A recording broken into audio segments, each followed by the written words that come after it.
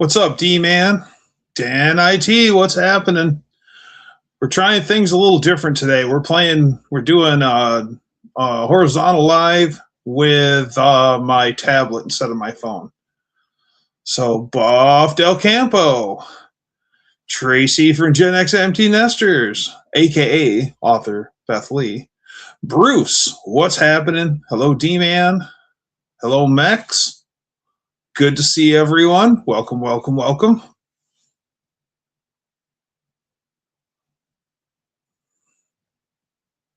Chillaxing in Southern New Hampshire. Nice.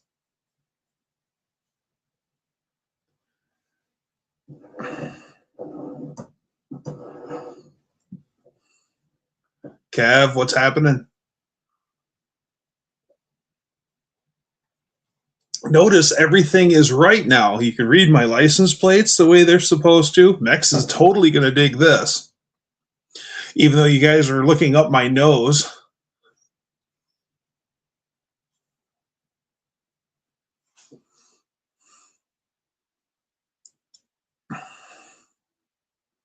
There's a Danster in here? I haven't seen Danster.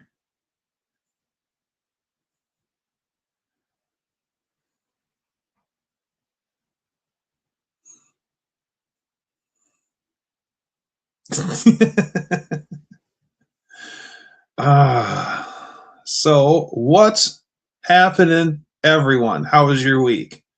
Mine was all right. There's Danster. I had a pretty all right week.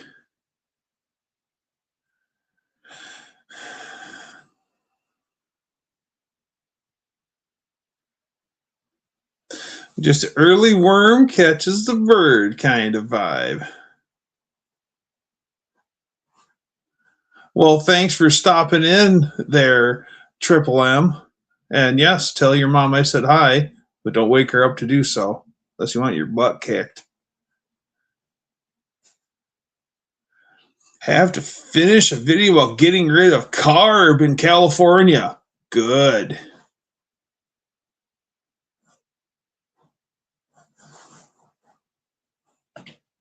Busy with work. Very cold, windy, and rainy here. Yes.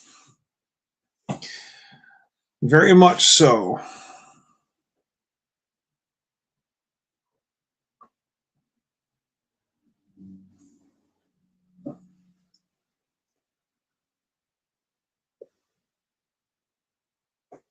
Nice.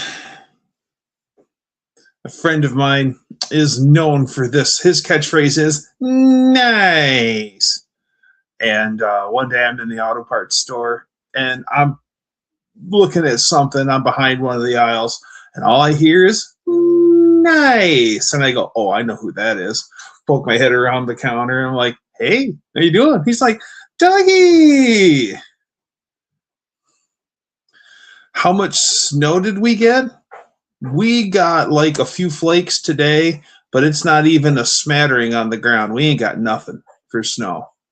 It's colder than a witch's tit in a brass bra, but and it's windy as frig, but no snow. Now, up in Roscommon,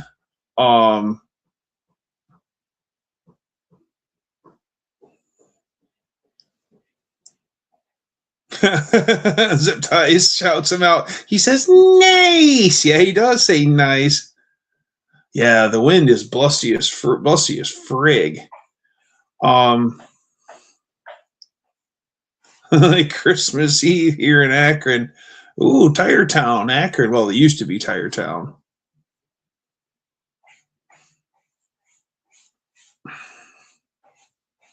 Yeah, I guess I can say his name is, well, his nickname is Skeeter. And yeah, I've known Skeeter forever.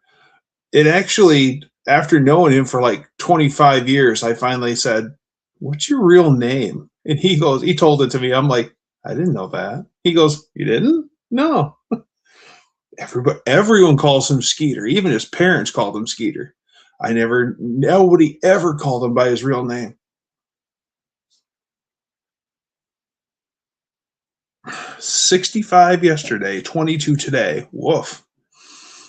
That is a quite the comparison.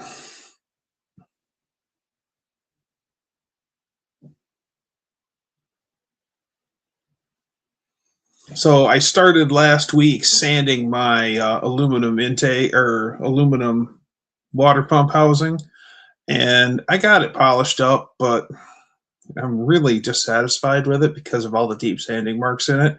It polished up. It was rough cast to start with, and it's got some shine to it, but I'm really dissatisfied with it, and I'm probably going to go back and do it all over again because I'm just got me 2 jugs of RC Cola. Nice.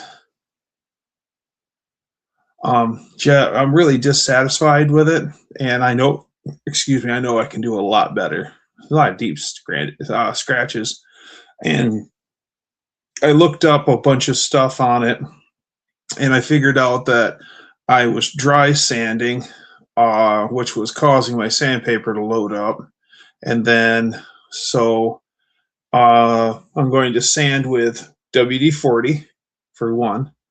That'll keep my sandpaper from loading up, and then go one direction with one grit, and then I go 90 degrees the other way with my next grit to see, hey, what's going on, Lars?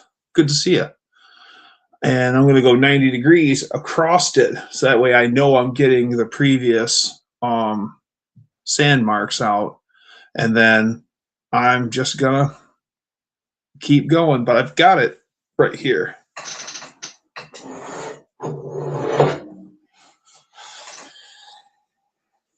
Now, it looks all impressive. I mean, it does shine.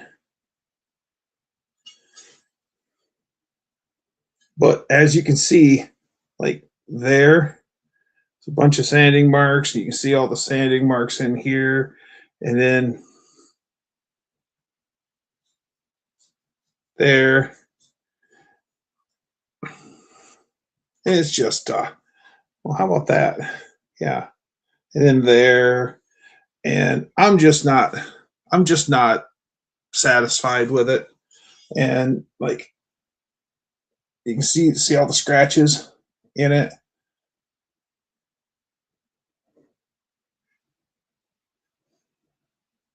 I know I can do this a lot better.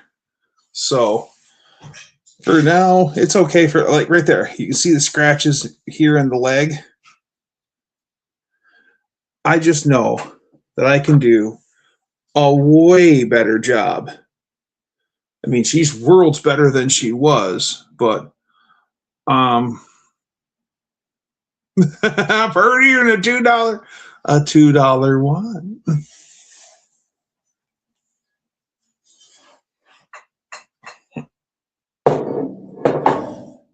So yeah, it's way better than it was. It was rough cast before, so it's better than it was. But I'm gonna take the advice that I researched up, and I'm gonna put it to use and see if we just can't make it just mirror. Put it on buffing wheel with Black Rouge. I don't have.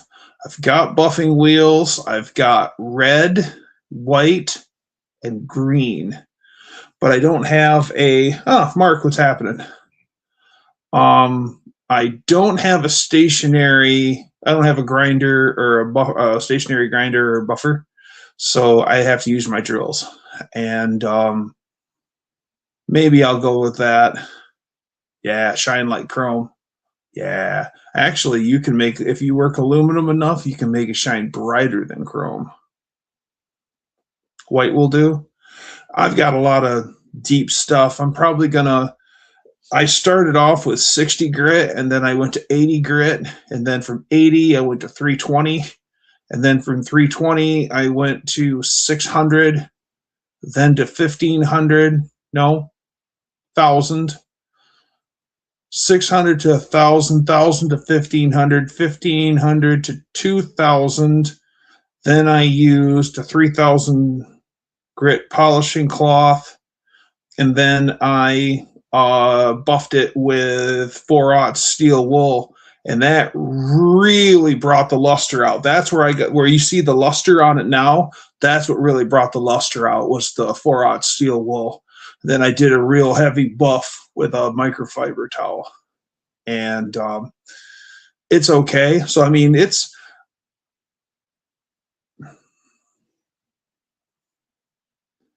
I suggest a place that sells heavy truck parts for your polishing bars.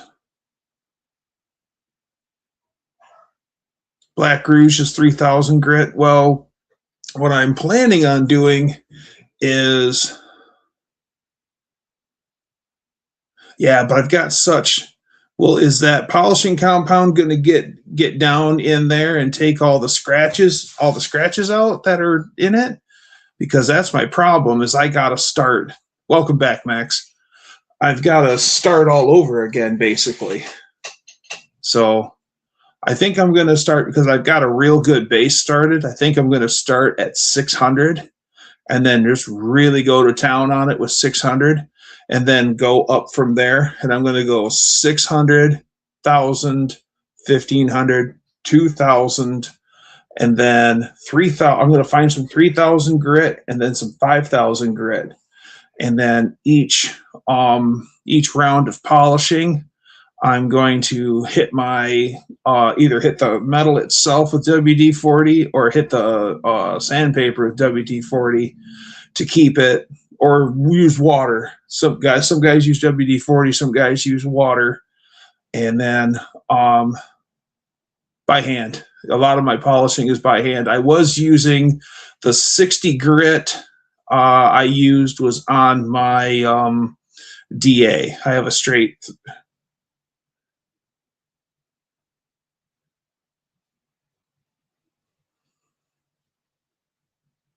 Water with dish soap in it for lube. Okay. Some use water, some use WD-40, and also so I'm probably gonna buy some 3,000 grit paper and some 5,000 grit paper, and then between rounds, like when I switch from 600 to the 1,000, I think I'm going to bring it upstairs and I'm going to give it a bath, so to wash all the residue off from the previous polish. And I wonder if I wasn't just not cleaning it off, so all of the garbage left over from the previous Harbor Freight. Oh, Hobo Freight has 4,000 or 5,000 pads, $5.99 for a 3-pack. Okay, I'll have to go to Hobo Freight. I'm probably going to be buying a bunch of stuff at Hobo Freight here in a little bit. I'm planning on buying a flux core welder and orbital sander, and probably a grinder. Brother Bear, welcome, welcome. I'm planning on doing body work, starting to do some body work on Chop Truck. I got to put wheel arches in my box and just little bitty stuff like that. I got to put a floor pan in, and I've been watching this guy on YouTube, that Bondo Billy, and you know, that guy is really trying to teach, and I like what he's saying. And I never thought that you could get good weld results with a flux core welder, but he actually he shows you how to do it.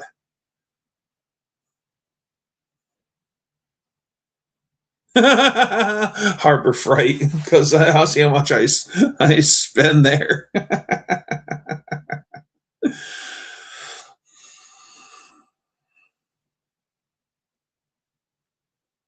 What's happening, Braden?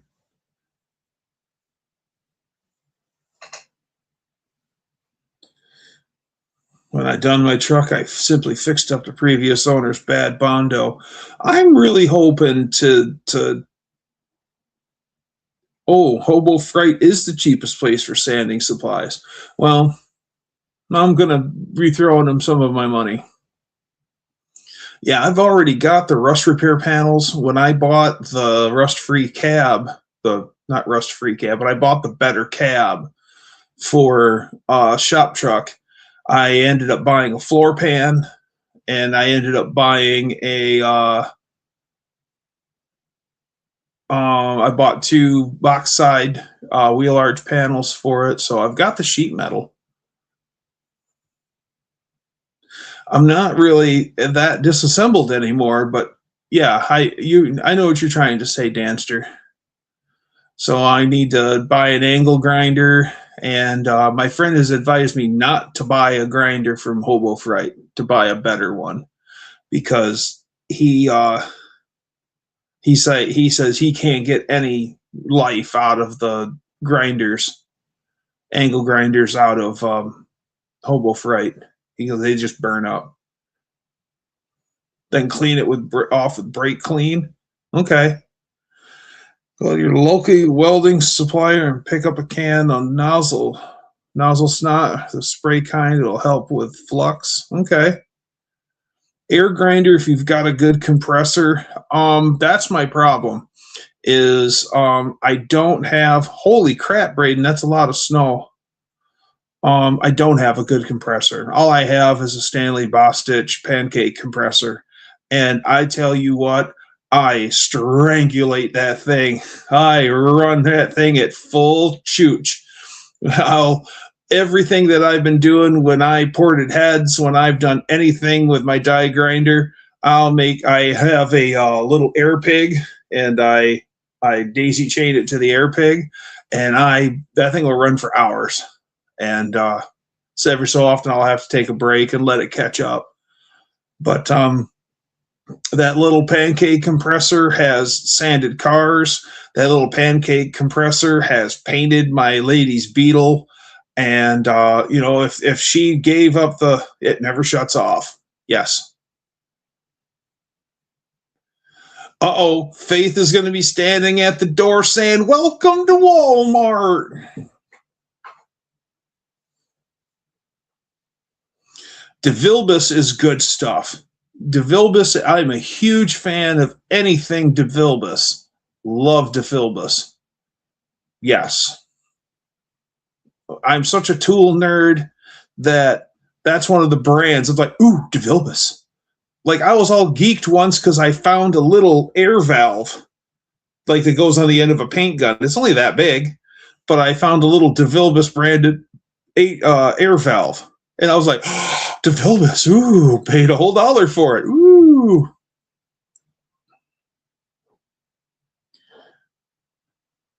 DeVilbiss is what body shops use.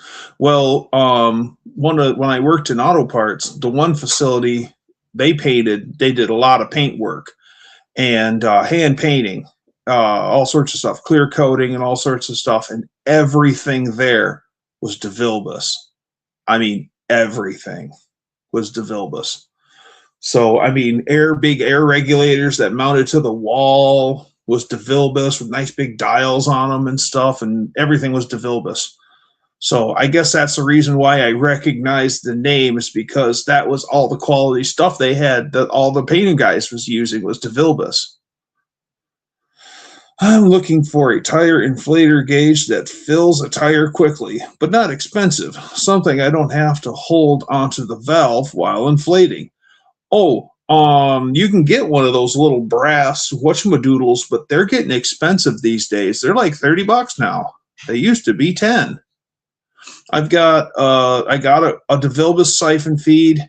I have a Eclipse siphon feed gun. I have a DeVilbiss siphon feed gun, and I have an Eclipse siphon feed gun, which is basically a DeVilbiss without the DeVilbiss name on it.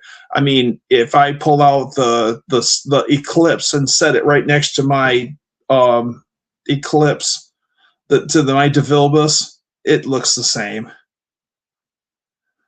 Inspector Bruce is here. Look right, the inspector's here. Iwata. I've never played with an airbrush. Never once.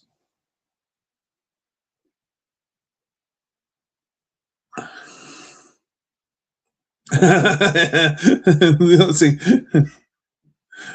Doing something real stupid.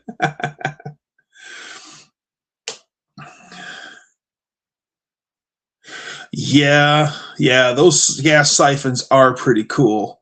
But then again, Braden, those that same principle with the little marble in the bottom of it, where you sit there and pop it a few times and let it go, you can do the same thing with your thumb. Like only rookies will sit there and drink gasoline trying to get that thing get the siphon started. When I MIG welded with stainless steel wire at work, it's a lot like flux, and I spray everything down with nozzle snot. The BB slag just falls right off. Well, that's where Bondo Billy is really. I kind of been listening to the gospel of Bondo Billy, so excuse me if I start saying, well, Bondo Billy says this and Bondo Billy says that. But he was saying, yeah, you're going to get the BBs on it, but you're going to metal finish it anyway. And he goes, a lot of that stuff is going to come off anyway. It'll come right off. I used the old-fashioned way because my grandpa had the old-fashioned sale for her when you had the bubble and you had to try to shake it and you had to try to get the gas going. Oh, yeah.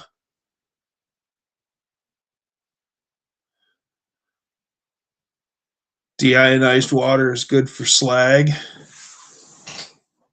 Do you know that slag in England is slang for a easy woman? Like a slut in America is a slag in Britain. Fun fact. So don't be slags, ladies.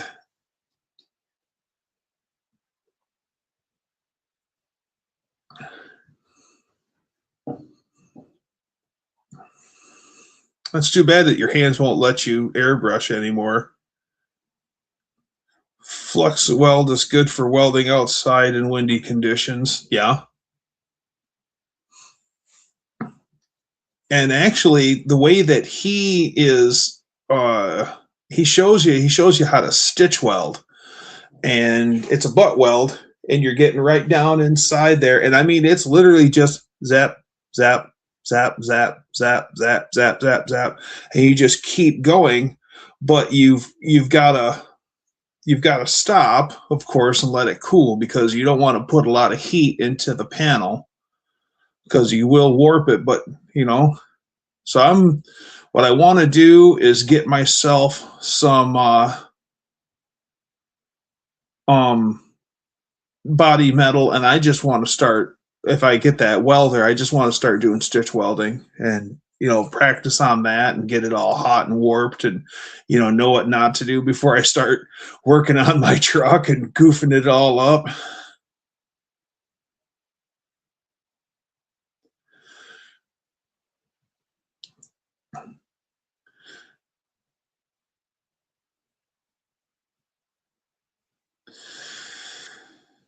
Join trim moldings together for like a two-door conversion. Are you talking about stainless steel?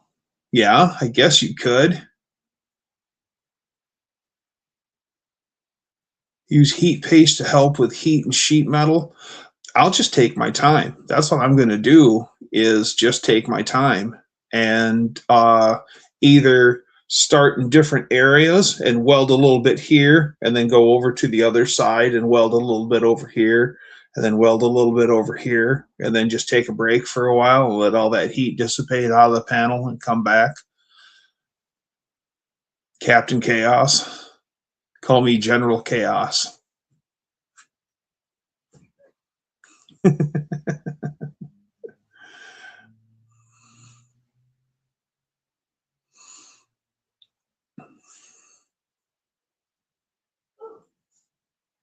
So yeah, I gotta put a floor pan. The cab support's good on Shop Truck's cab, but it needs a floor pan.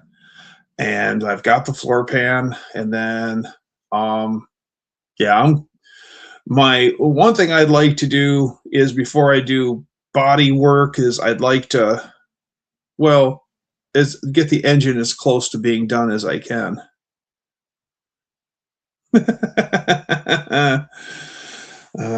Danster, you're smarter than you've let on.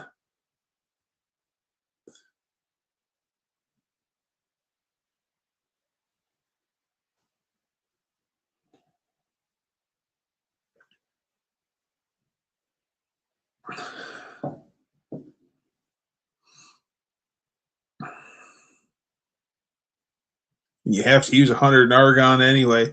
Yeah, that's my biggest problem is why I'm going the flux core route is because I don't have a 220 leg run into my shop. And I mean, we're here in the Wolverine office. Well, the Wolverine office, I'm seated almost directly over the main box. Well, the garage is all the way over on the other side of the house. So that means if I want to run a 220 leg out there, I've got to run it all the way across the house. And I don't have that kind of money right now. I want to, but someday, but just not now. So I mean, I'd love to have 220 in the shop. That way I could buy a real welder. I'm not opposed to having an actual MIG welder and stuff like that, but I don't have the power to run it.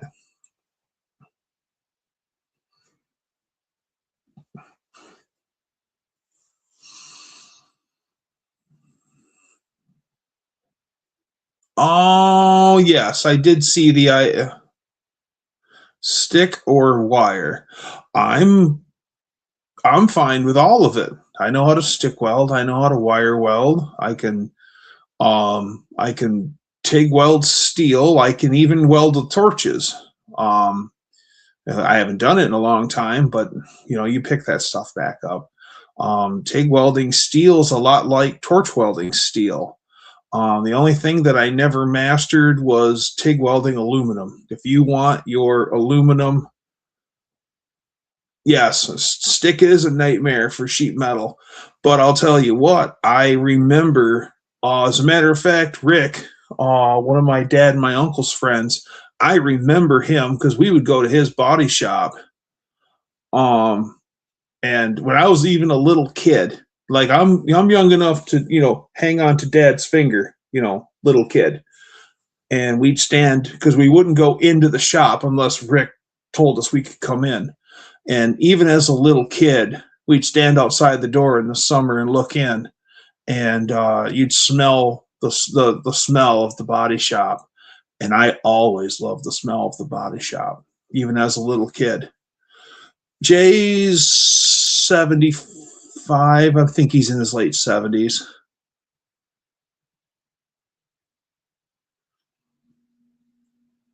Yeah, but I remember Rick stick welding in panels. And he had this real weird looking stinger that he would stick rods into. It was nothing. I've never seen anything like it since. Then again, that's probably ancient, body work stuff. Stacy David is cool. Oh, Jay's born in 50. The math is easy. Yeah, he's 76.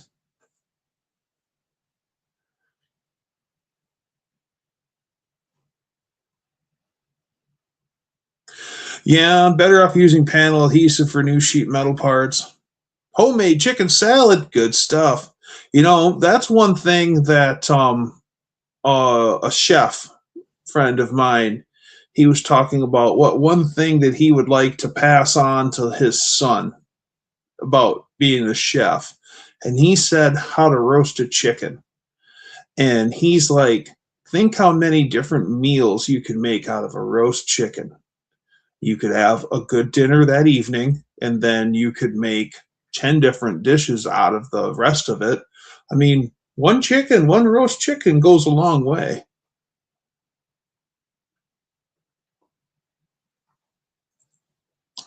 I'll do homemade chicken salad every once in a while.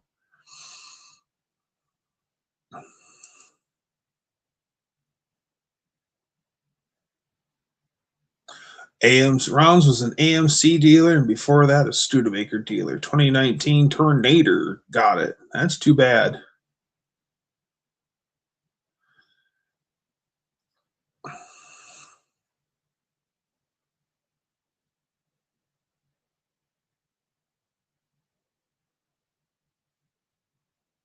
Walter Adams, who died in the Who concert tragedy.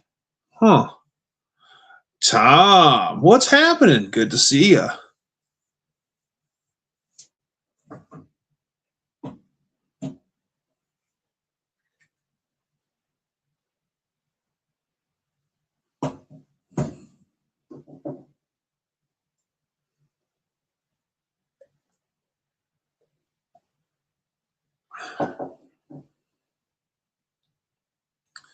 Sheet metal from the very early 60s down was nearly an 1/8 inch thick, very forgiving for welding, and then it started to get thin, especially in Mopar.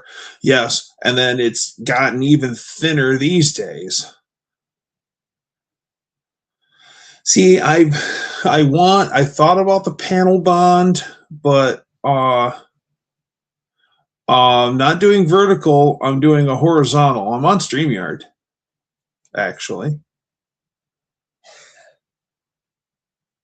Not reading all your comments. The warden always knocks Stacy David for wearing those nut hugger jeans. She probably digs Stacy in the nut hugger jeans. She just makes it sound like she doesn't like it. Really, she's like, "Ooh, it's Stacy."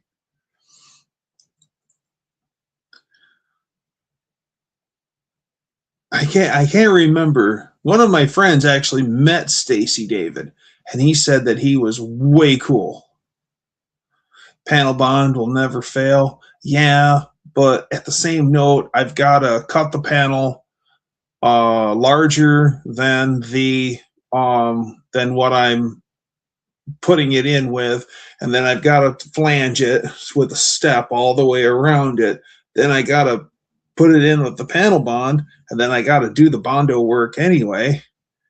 And I don't know, I guess part of me just wants to weld it in because I know how to weld.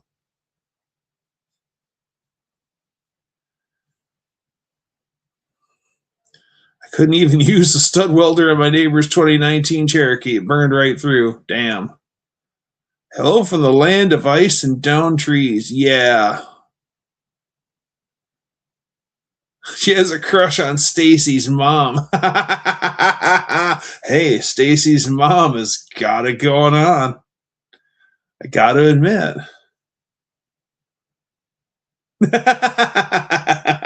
I beat right into it. I beat right into it.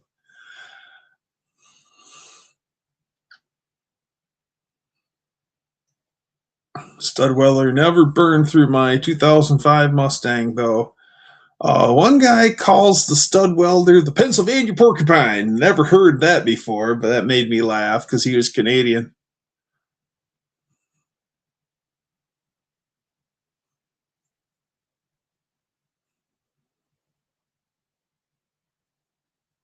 Shop truck has a really nice tailgate, but someone along the way backed into a hitch on a truck with it, and she's got a pretty good bugger in it that I'm going to have to address somehow if I use that one. I have another tailgate that's just as nice, but it went through a fire and or it got scorched by a fire. It wasn't in the fire, it was next to the fire.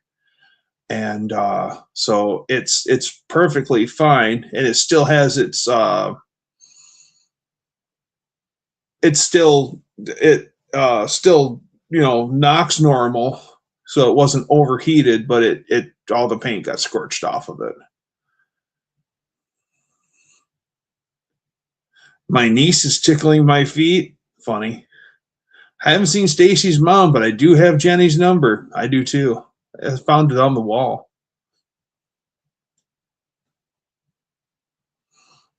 I wouldn't even try welding on a new car to replace panels only.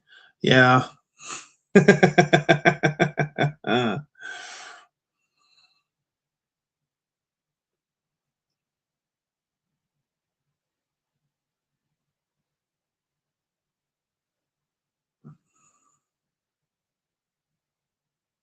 Oh, 309, Tom. 309. You're so close.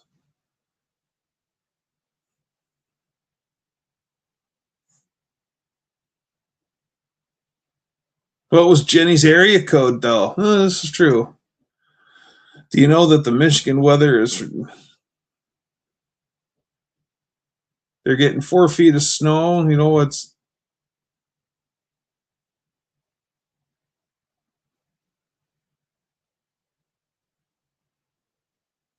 555.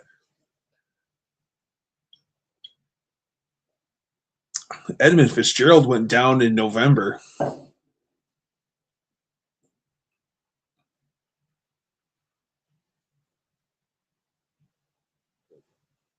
Oh, on Lake Superior. Well, they said the night that the Edmund Fitzgerald went down, she was dealing with like 75-foot waves. When I actually do panel welding, I actually MIG it with 030 wire and a tad high on the heat, thicker wire and high heat, and I'm in and out quicker so the heat doesn't spread, causing the warp. That's a test. You passed. Nice. Oh, Lake Superior is no joke, kids. Friend of my father's, um, their father-in-law talks about being on Lake Superior in his speedboat that had twin big block Chevys on it, and the wet he got caught in. No, I ain't got crap for snow unfinished. Good to see you though. 777.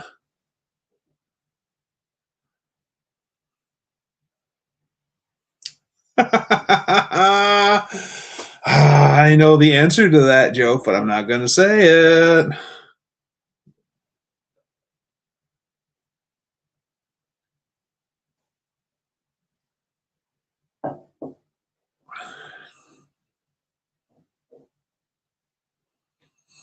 There's a couple of different procedures for panel welding um, that I want to try. One is called stack attack, where you tack in your piece and then you just go around and randomly tack it in like an inch space, and then you sit back and you relax for a while and let it cool. Then you come back and then you do a round of welds at each. It's called stack attack.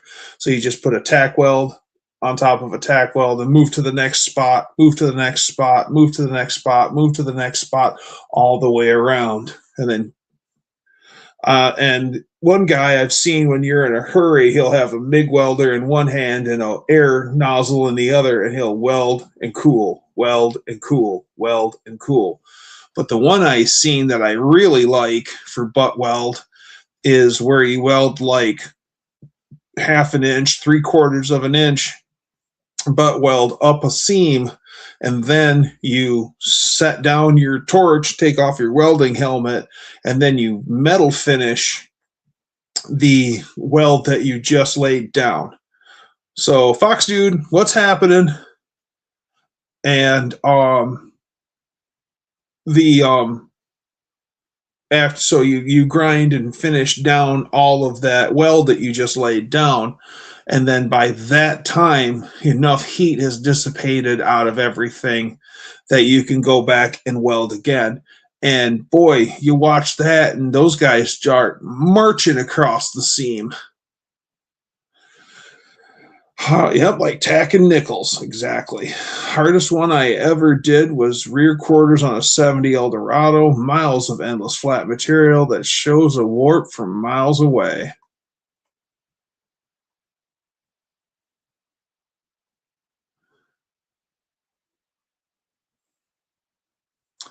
Mitch, what's happening? Good to see you.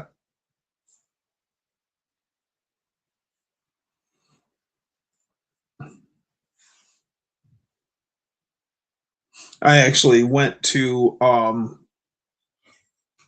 vocational school and took welding, and I'm glad I did. Great skill to learn. My buddy welded a quarter panel onto a 3rd gen Camaro. He ran a continuous bead of weld. Did the quarter panel wave at you from space?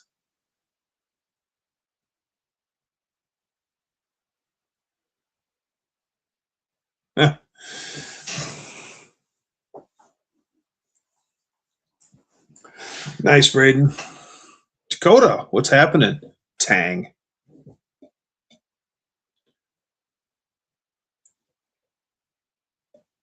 It isn't very good, Dakota, but I'll show it to you anyway. I polished my water pump housing for my big block, and it's got a lot of sanding scratches. It looks impressive at first because she's got some shine to it, but there's the water pump housing. And I mean, it doesn't look bad at first. till you get a good look at it. And there's a lot of sanding scratches still in it. Like you can see it here and all in here. So if I can't get close, there you go. Right there you can see it. And there you can see it. So I'm going to go back and do yeah, it will look good. I'm going to go back and do it. It's still presentable. I mean, it would, if I bolted it up on the mill now, somebody would walk up and once it's all together and the fans on and belts and pulleys and the pump and everything, somebody's going to go, snazzy. But I just know that I can do a better job. Now, I guess it's going to look great on my 413, old Mac. I ain't doing it for you, bud. It would look good on your 440.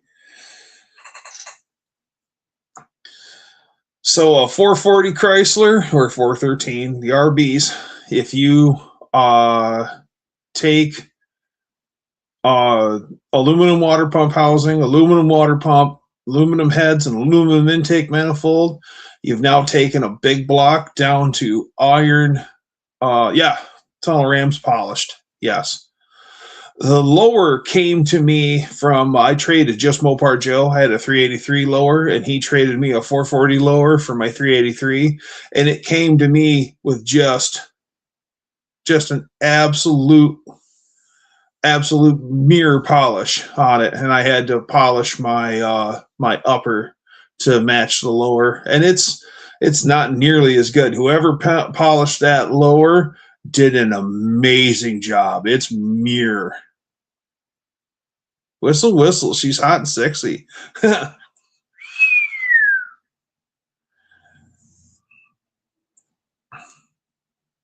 back is good for experimentation, but I just want to polish all of it just in case you can see any of it. It looks good from all angles.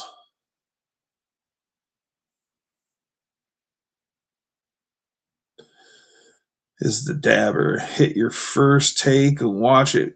Watch the glowing ball on the end of your wire and dub that back where you need it. Okay. Trying to get a job, but mom doesn't want me to work or go back to school, so I'm literally stressing out right now. Don't stress out, first off. And why doesn't your mom want you to work or go to school? Why? Does she just want you to lounge around the house for the rest of your life? What's the point in that?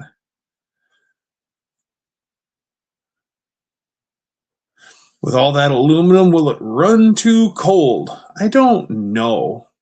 But, I mean, you still have a thermostat, so it'll still maintain a certain engine temperature. Good question that I don't know. I would think you could just hit it with a flap disc and wet sand it with several different grits and then put that mothers over it. I'm actually going to hand sand it with different grits again.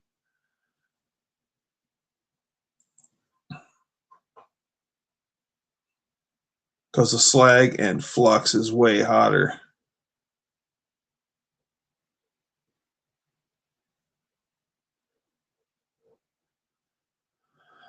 Her mom is afraid of her losing SSI income and food share and everything else with her going back to school. Why would, okay. Well, I think it would be, no, Dakota, I'm actually going to use way higher grit than that. I'm probably, this time around, I'm probably going to start with 600 grit, and then I'm going to go to, and then I'm going to lubricate everything with something, whether it be water, soapy water, or WD-40 so my sandpaper doesn't load up.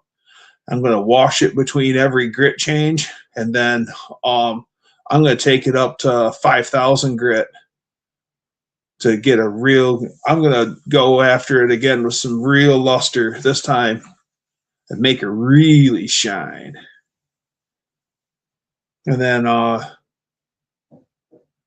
because I'm sort of happy with it because it's shiny, but at the same note, it looks terrible. So I guess if we're going to do it, let's do it.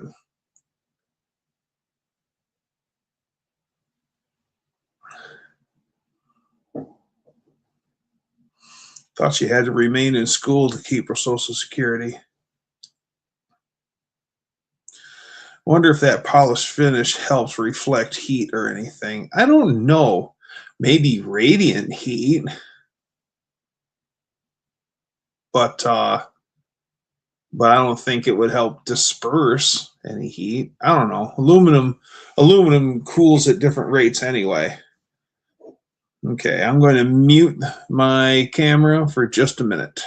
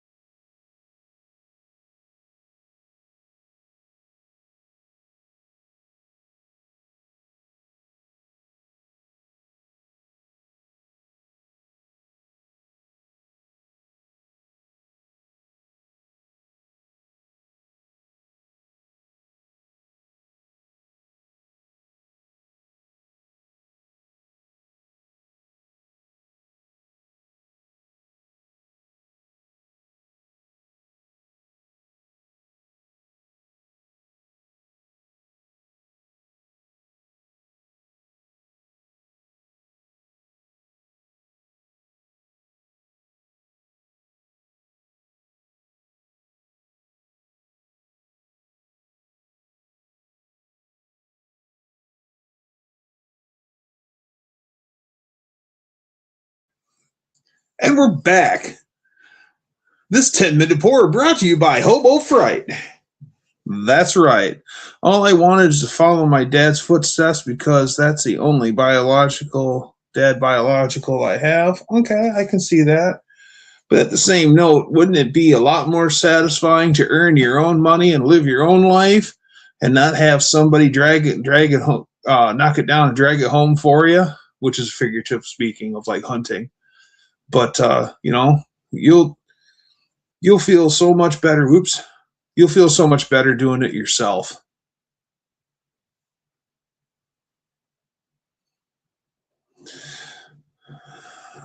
I'm a big supporter of the Harbor Freight 200 Unlimited welder, but cost is an issue. The ultra cheap Yes welder really isn't that bad, even on 120 volt.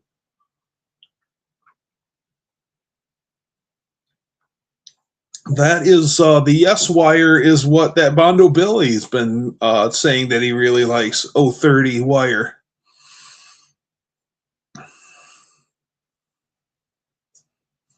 Wish I lived somewhere where I could weld and learn to weld myself.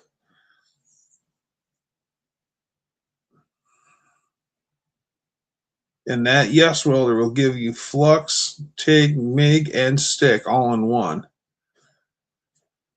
Allergies are kicking in from the weather change and can't stop blowing my nose. That's very hard for me to breathe. I'm breathing out my mouth and it's very hard. Yeah. My Harbor Freight cheapo flux core works great. Can you weld with copper wire? I don't know. Probably could. What should I do about my mom stopping me from going back to school? I guess,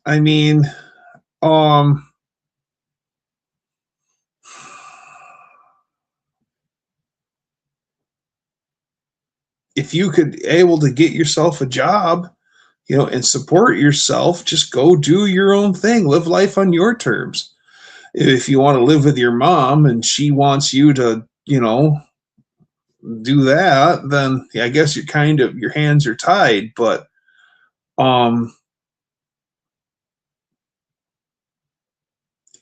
well, what do you want to do? Are you trying to get your GED, or do you already have your GED? Do you just want to go to college to learn, or do you want to go to a trade school, or what? Look into your options first off and see. Don't listen to what she has to say. Actually, don't guess stuff. No. So go look into things and do your own research and figure out, if you're going to school, can you still apply for SSI? But try to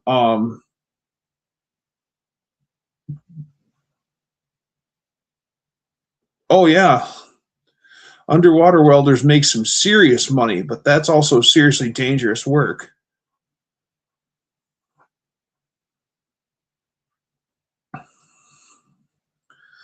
But do your research and know. So, can you be on SSI and still go to school and all that other stuff? Further yourself. It you could do all sorts of stuff.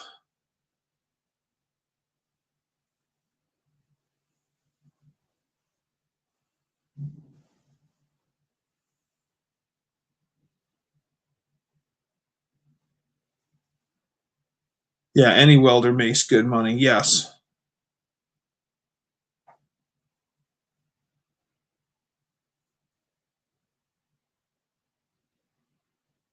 There's a lot of welding going on up there by Mother Nature, yeah. Because you're on SSI, yeah. Because they want to hand you the tools to where you can succeed. They don't want you to be on SSI for the rest of your life. They want you to go earn it yourself. And there's nothing better than earning it yourself.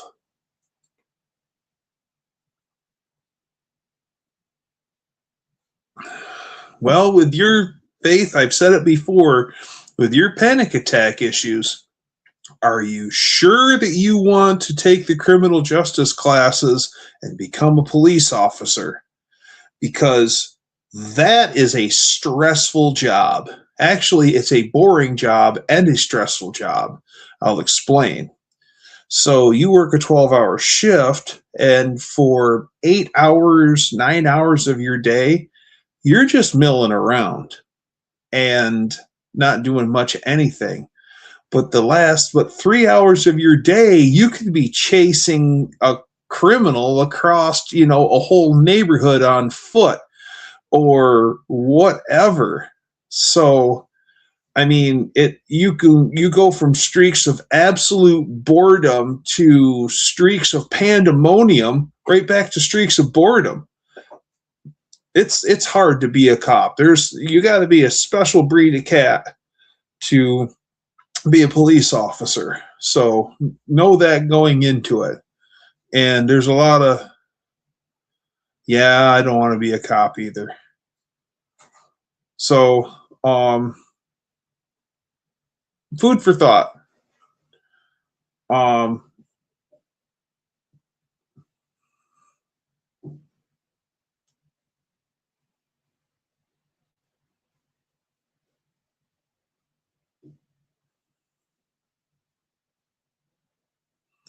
been on SSI since you were a kid. Do you have your GED, Faith?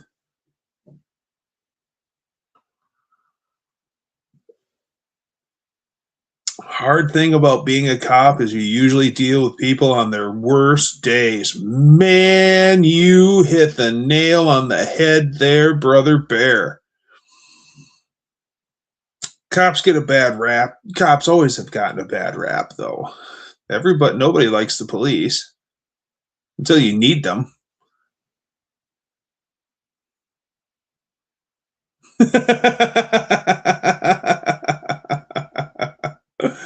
Our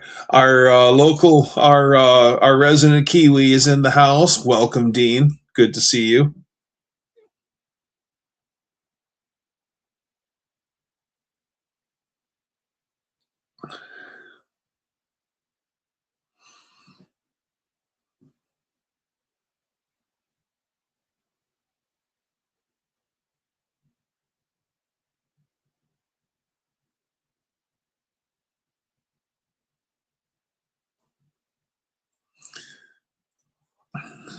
Friday, I got pulled over. I saw you know what coming back.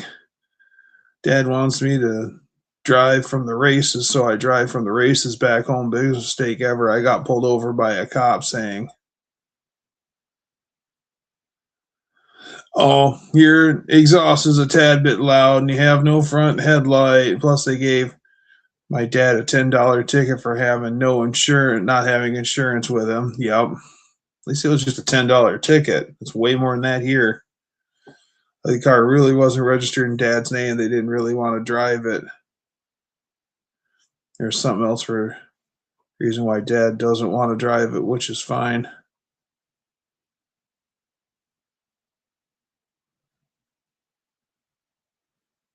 Get this, it was State Patrol. Very rarely, I'll tell you what, the one thing that I've noticed is the older I get, the better my driving habits get too. But when I was a kid, I got pulled over all the time. And the nicer vehicle you drive and the older you get, as long as you don't drive like an absolute idiot, the less you get bothered by the police, at least in my experience. My friend, man, he drove junk car. He looked young and he drove junk cars, and the cops had a field day with him. Had many local cops stop to check on me and my dogs when we were out and about in the power chair. Great folks. Yep. I saw a thumbnail for a vid that said what is a county, a fruit, or a person? Called a kiwi.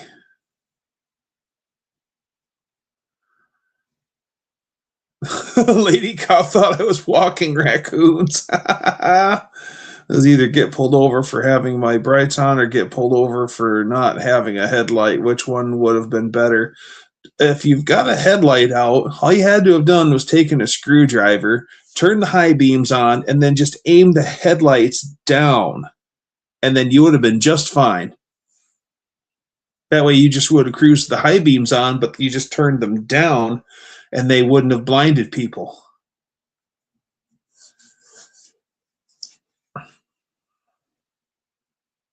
And he was checking on somebody that was having car trouble, and then I happened to come along and he pulls me over for a headlight after I dim my brights for no headlight on one side.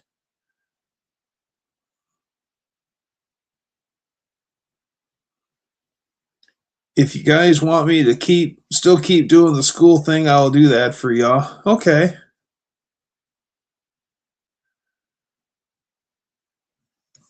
Didn't even see. Got home from work, been a long day. The wind is dumb. Yeah, the wind was horrible.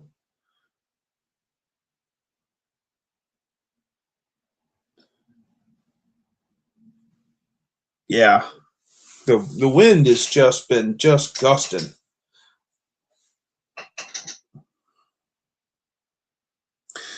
Aim your lights down, kind of like be kind and rewind. I remember those signs at the video store.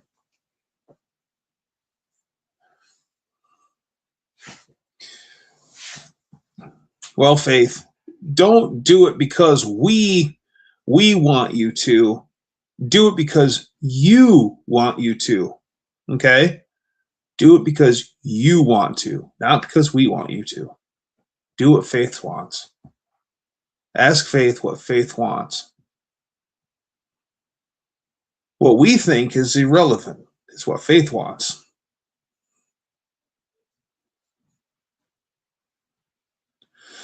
All I know is cruising along about 55, 60, and then coming up alongside the cop rolls. It's late time because there was a car, so I thought he was pulling over, and all of a sudden, Dutch's Gen 3 Shop of Delight. Yeah. Thanks, Danster. Got a total of 12 inches of snow. Yeah, up north, you guys got it bad. Looked at the SRT8 just assembled in the garage and said, yep, that's a problem of the Dutch of tomorrow. Yeah, that's a tomorrow Dutch problem. Hey, Dutch, I got a electric water pump, brand new. I think it's Proform, but it's brand new electric water pump for a small block Mopar. Would you be interested in that? Because if you are, maybe I'll bring that along when I see you next time, and I'll trade that to you. for that diff cover and some cash.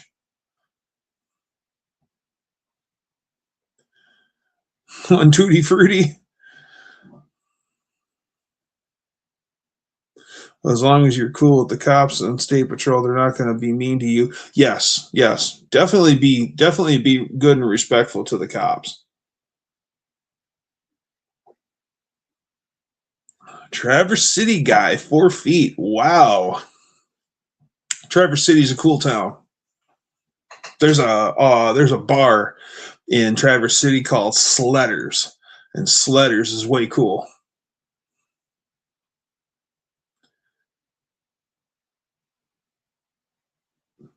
She said, "You go back to school and get a job. He's going to tell my worker that I'm going to be a cop and my mom's going to put me in a mental hospital."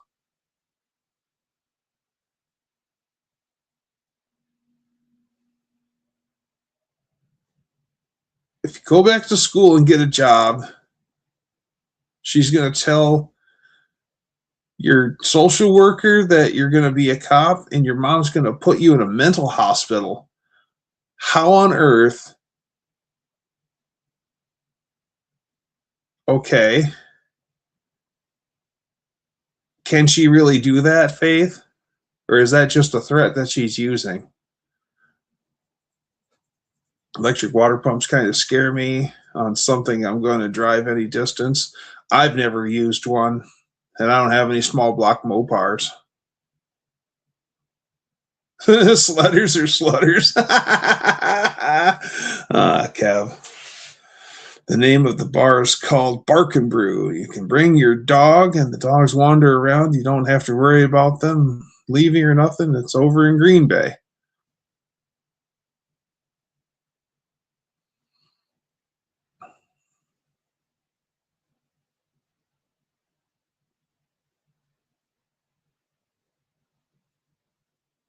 They have love seats.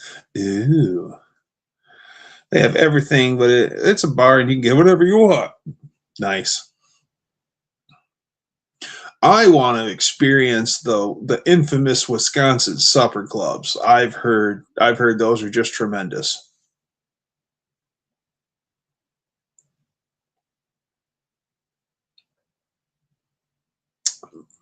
And the 55 Ford that we built for my stepmother, I've only drove that once. I'm more into building them than actually driving them. Once they're done, I move on to the next. Okay. The dog started looking. My sister is in Cadillac and her power is not supposed to come back until Wednesday at 10:30. Ouch. Oh, Mean Street Mopar? What's happening? Good to see you, bud. Hulkster, I see you there, brother.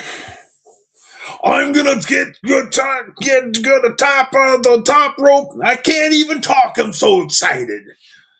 I'm going to give you an elbow drop that you've never felt before from the top rope, Hulk Hogan. I'll hit you so hard that your mustache is gonna feel it.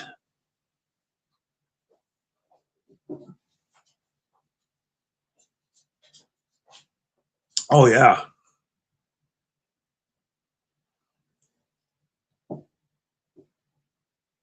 Oh yeah, brother. 1 every mile and a half. Yeah, like they did. I watched this whole thing on the drunkest cities in America, and like 4 out of the top 10 are in Wisconsin, which is like the record for all the states in America. There's a lot of people like to drink in Wisconsin, that's for sure.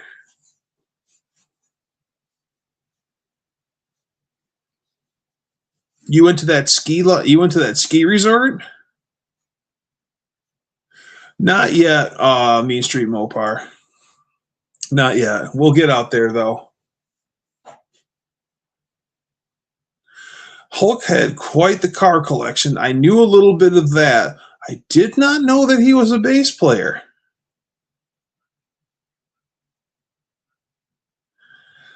Name the cities in Wisconsin you heard in it. I don't remember.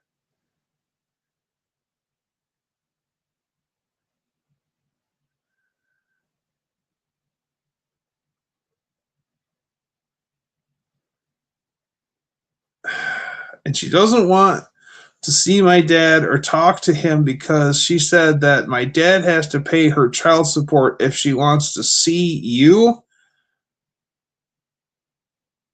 Faith, aren't you like 22?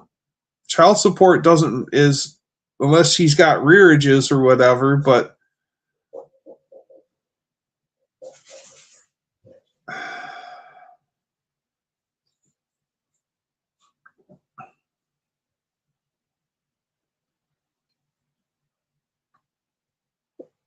fun fact, you look up my uncle, he looks just like Hulk Hogan. He's had his picture taken with Hulk Hogan. There's no difference other than the height. Wow. I'm glad I don't live with my mom. So you don't live with your mom, but she's still somehow lording over you? How is this? Sounds like we have somebody with a control issue here. Jane's eviction deal, Pewaukee, Oshkosh.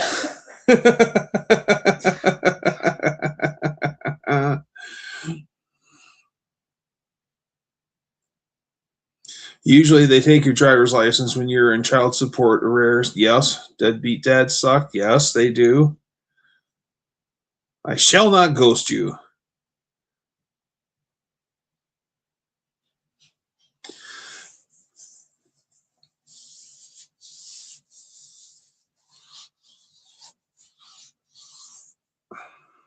Well, Faith, definitely go get your GED.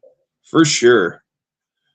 And yeah, you know, Hulk Hogan sent an edition tape to Metallica when they were looking for a bass player. Wow, that's crazy. That's really crazy. Faith, even if you did work at Walmart, I mean, people shop at Walmart. It's not like Walmart's going to close tomorrow, so that'd be a pretty decent job, steady work at least. You're not going to make $1 million, but better than nothing.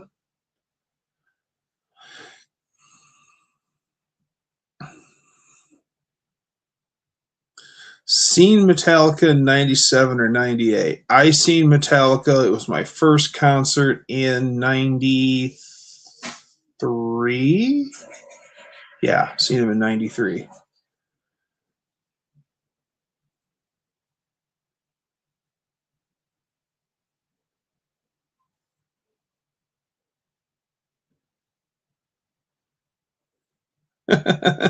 Kevin Shrinky, Smith Ferrari.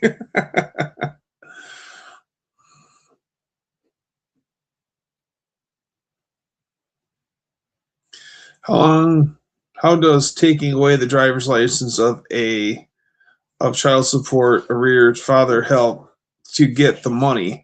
Well, it's the motivation to get it, because otherwise if you get picked up for no license, then they get hauled in for driving with no license, and then they have to usually um pay a stout fine to get out, which goes towards their child support. So it's kind of one hand washes the other. It's one of those little spirals. So that's, you get pulled over, they'll pick you up for child support rearages and driving out suspended. So you've got to pay some money to pay on your child support. And then, of course, you still got to go in front of the judge. And, of course, you're going to tell the judge, look, judge, I'm just trying to go to work. And he's going to say, Mr. Davis, no driving means no driving. And basically, they don't want to hear it.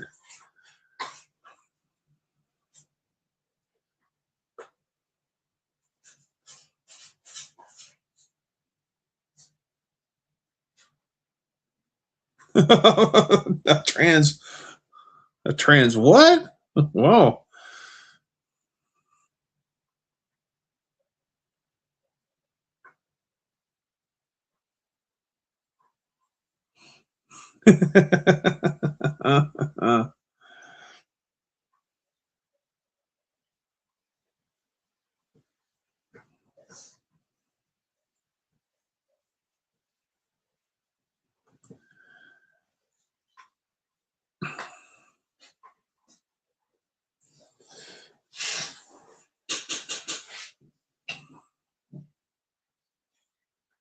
Putting on a red light. Whoa. Is that like Roxanne putting on the red light?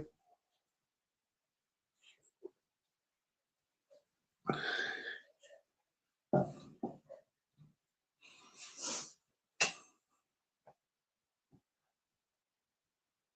was watching the Afro Man trial today. Oh, yeah, I heard a little bit about that. A little bit. Afro Man's funny. He's got a song out there because what was it? Big and Rich had the song "Save a Horse, Ride a Cowboy," and Afro Man did the song that said "Save a Cadillac, Ride a Homeboy."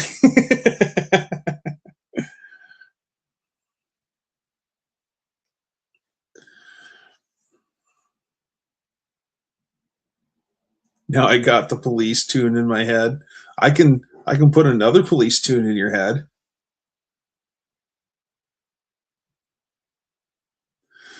The warden is Roxana. She hates that song. Well, she's Roxana, isn't she? I thought she would hate "Take You All the Way." Dun-dun-dun. Roxana, yeah, take you all the way. So do you roll around the house in your power chair saying Roseanne? Oh, it's Rosanna. Is it Roxana or Rosanna? It's Rosanna. Never mind. Oops, my bad. Roxanne. See, Dan IT guy, what he's thinking of is Eddie Murphy with the headphones on in the elevator. Roxanne.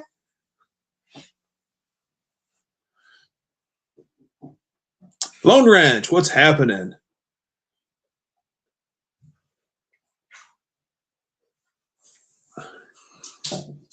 Everything she does is magic. Walking on the moon. Don't stand so close to me.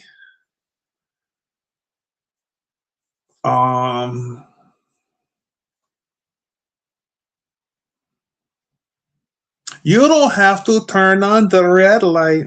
Trying to stay warm. Good. Lone Ranch, aren't you out of California? Lone Ranch has a really badass A-Team van that I dig. Yeah, pretty confident it's Lone Ranch has the da. Missouri. Okay. Sorry, Lone Ranch. For whatever reason. Oh, I know. Okay. But Lone Ranch has a really cool A-Team van. And it could be for sale. Yeah. I'd want to build it, though. I want to build my own if I was going to do. I confuse Sing Stolo self with the police. I could see that.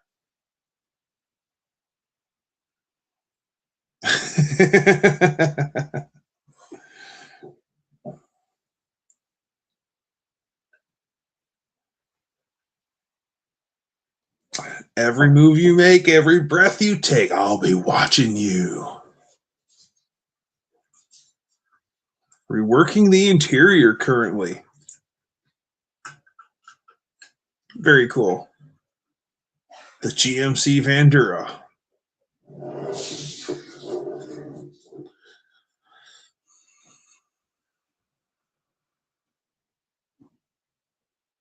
The Who would have been a really awesome concert. ELO would have been a really awesome concert. Pink Floyd, of course, of course. I really am a big fan of Jeff Lynne. I like Jeff Lynne. Jeff Lynne was part of Traveling Wilburys. And also, when Tom Petty had the band Tom Petty, Jeff Lynne was part of that too. And man, what a talented musician!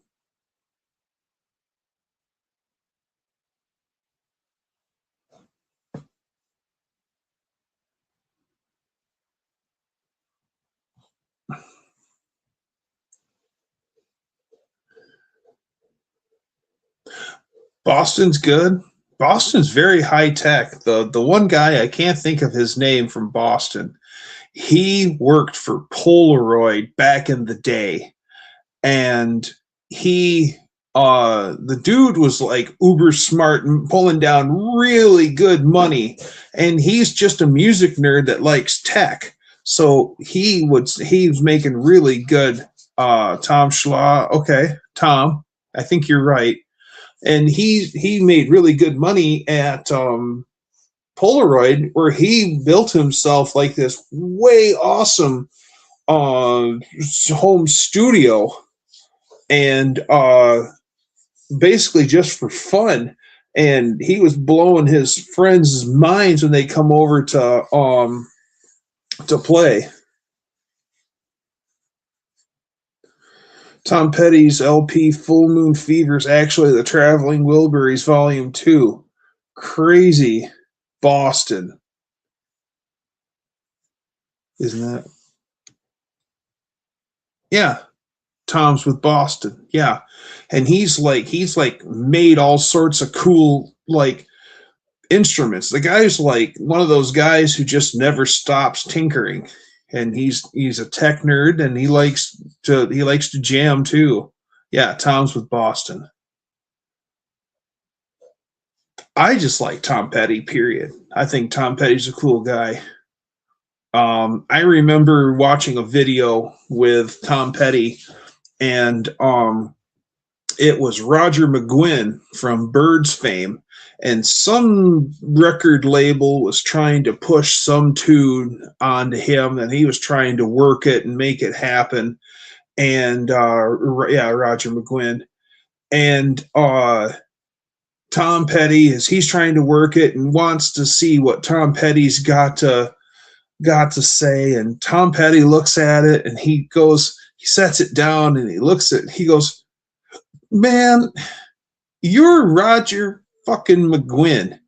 He throws a few of, like, with every season, turn, a few Birds lyrics out, and he goes, "Man, this is a terrible song for you." He goes, "Man, I could smoke 3 joints and one after another and write a better song than this." And old Roger's like, "You know what? You're right."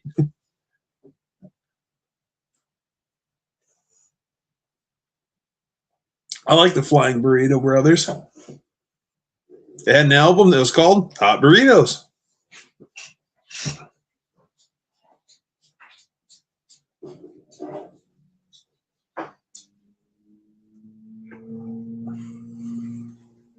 Gonna mute for a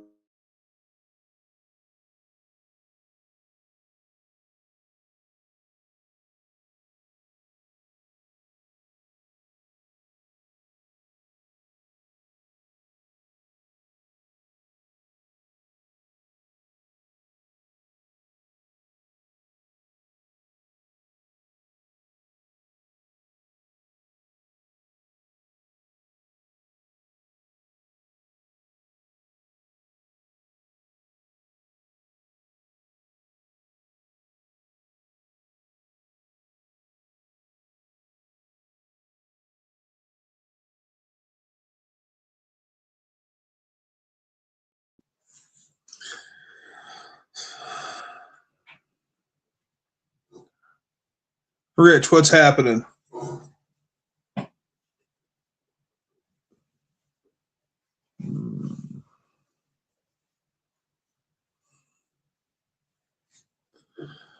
don't like flying burritos. I prefer them on a plate or in my mouth. I poured it 1 milliliter at a time, and it didn't cost me a dime. I saw Boston at Pine Knob, Rolling Stones at the Silverdome, Elton John at the Palace, Rod Stewart at the Palace, Billy Joel at Joe Louis, Deep Purple at Pine Knob. Out of all of those venues, the only one that's left is Pine Knob. And that's so sad. Silverdome is no more. The Palace of Auburn Hills is no more. Joe Louis is no more. Oh, just another Monday, sitting here doing my thing, live streaming with my people, with the Dougster Nation.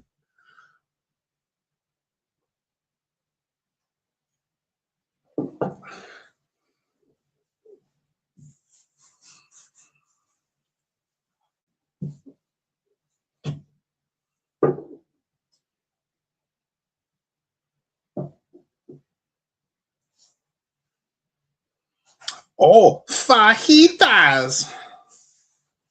Fajitas. Chicken fajitas. I even saw Rush Limbaugh at a Masonic temple. Wow. Megadittos, Rush. Coming to you live from the golden microphone of the EIB radio network, it's Rush Limbaugh.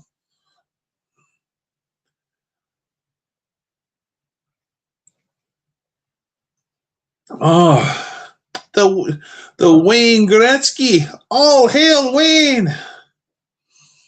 You saw Rush the band in 2012? I'm jealous. I'm mucho excited. Rush is going to be touring again.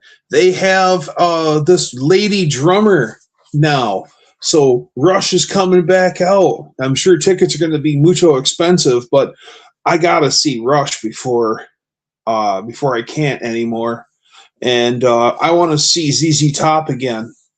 I want to see ZZ Top as many times as I can before Billy and Frank Beard retire.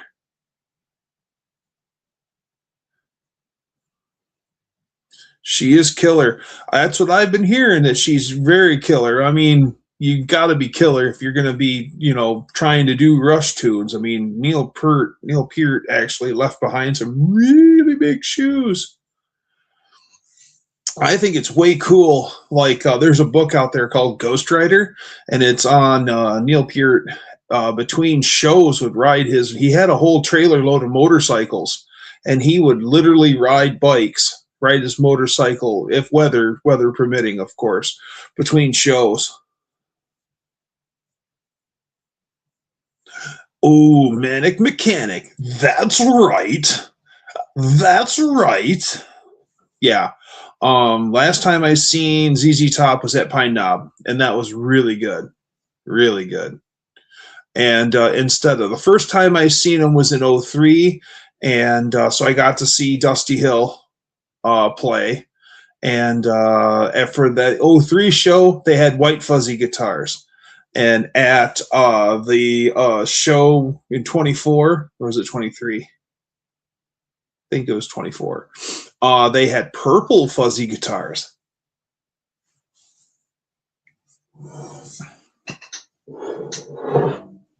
All right. Shiny stuff. Ooh. Water pump housing. Shiny. Ooh. Was rough cast. Look at the backside. Look at all those sanding marks. It's shiny, but I gotta go back. I'm gonna do it again.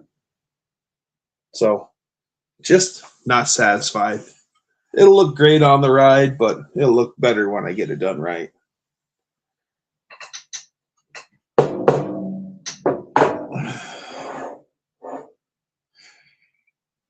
And it's a slant 6 at the end of Manic Mechanic. Okay. Oh, in Panama, when David Lee Roth says it's getting a little bit hot tonight, and you hear boom, hear an engine rev up. That is Eddie Van Halen's Ferrari that's revving on the mic. I think it's a Ferrari GTO. I don't know what Eddie Van Halen's Ferrari was.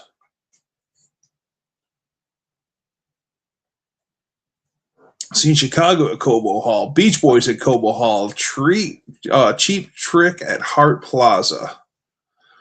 I've seen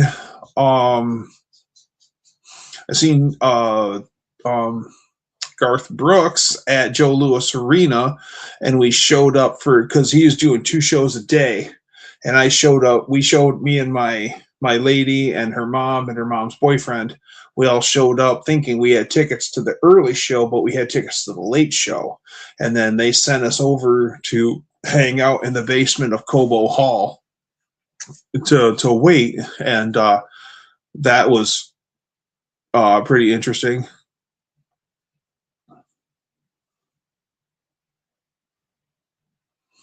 Cheap Trick would have been good. Yeah. Saw the Clash.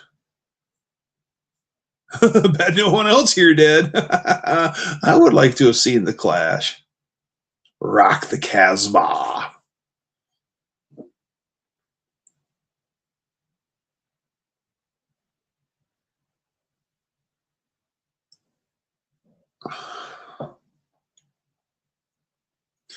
Leanne Rimes and Merle Haggard. My friend Mark met Leanne Rimes when she was still a young lady, a really young lady, when she was still a little girl. When she first got out there, and he met her somewhere and got his picture taken with her. And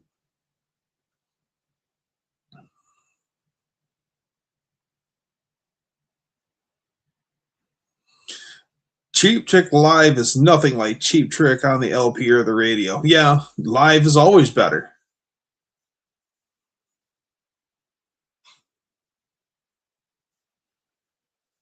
38 Special needs a second chance.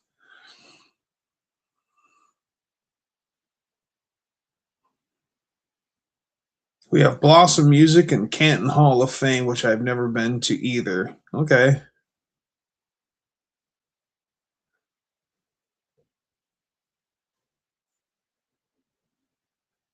Yeah.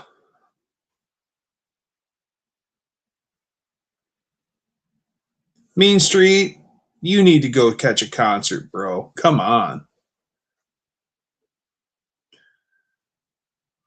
Hi, Wendy. Good to see ya. Been to America Soapbox Derby. It's fun watching all the youngsters. Yeah. She recorded at 13. Exactly.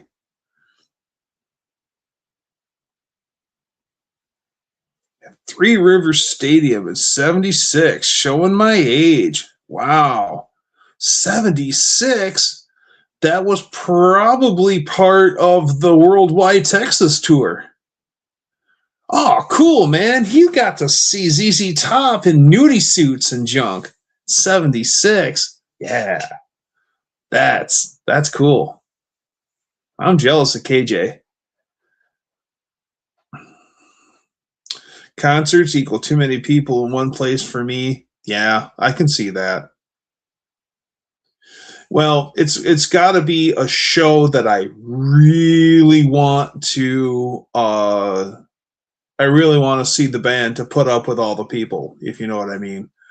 Like, I won't just go to, it's just only concert I ever had a chance to see was the Rolling Stones. Hey, I wouldn't mind checking out the Rolling Stones, even though they're all like freaking 10 million years old.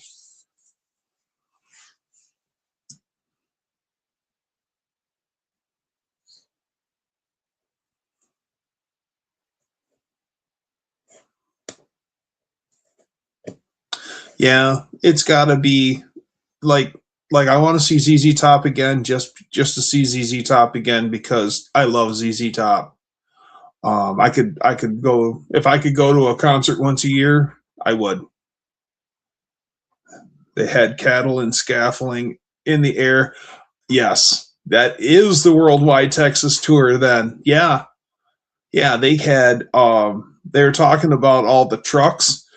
All the trucks were painted, the trailers that hauled the gear were all painted in a big long mural, and they all had to be in order for it all to make sense. And they would get upset if the trucks would get out of sequence.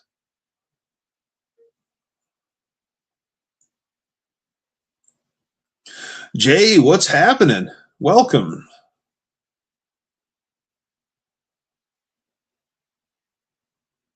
I would like to have seen Jerry Reed. Sharp dressed man, I am not.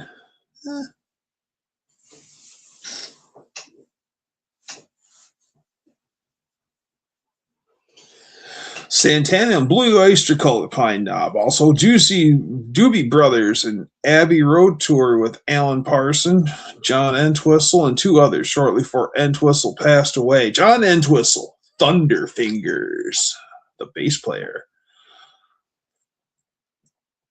I seen Billy Gibbons in Persing riding up an escalator at a casino in Nagladoches and didn't realize it was until someone told me.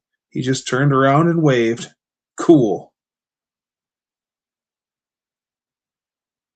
No, I did not know that, Braden.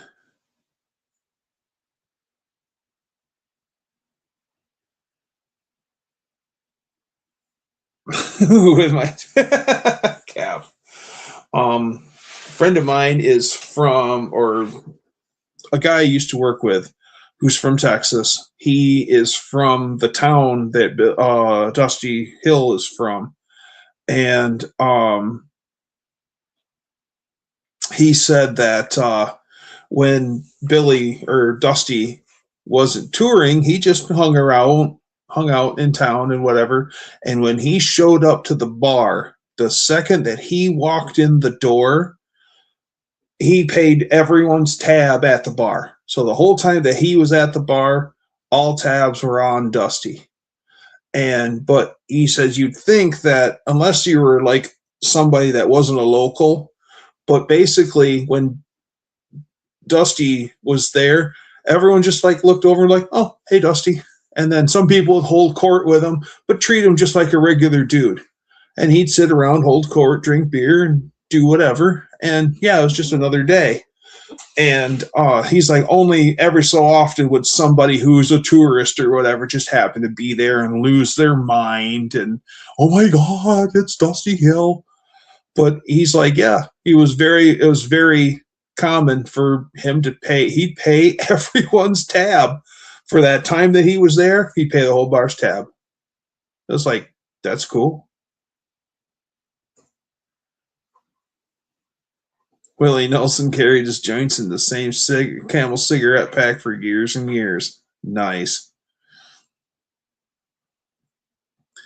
Styx, Marshall Tucker Band. Would have liked to have seen Marshall Tucker Band for sure. Kansas at Michigan State Fair. Styx, yeah. Roll me up and smoke me when I die. Well, geez.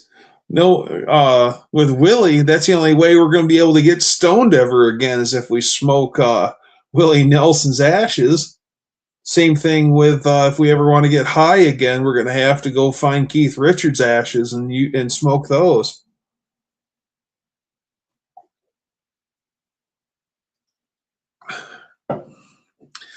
Not only did Willie Nelson smoke a joint on the roof of the Carter administration White House, he smoked a joint with Billy Carter, Jimmy's brother.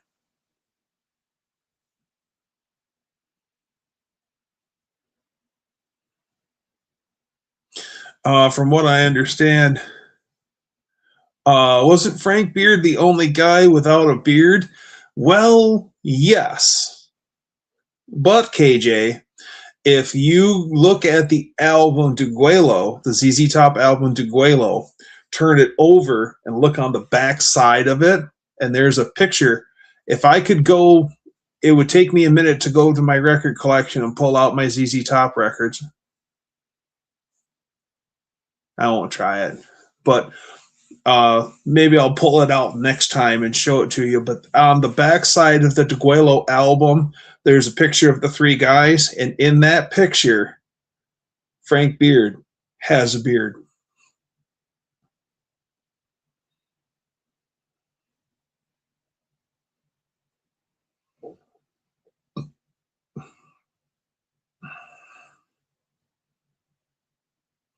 I don't smoke, but I can't believe that a state that has Willie Nelson decides to not legalize marijuana and actually took away legal hemp.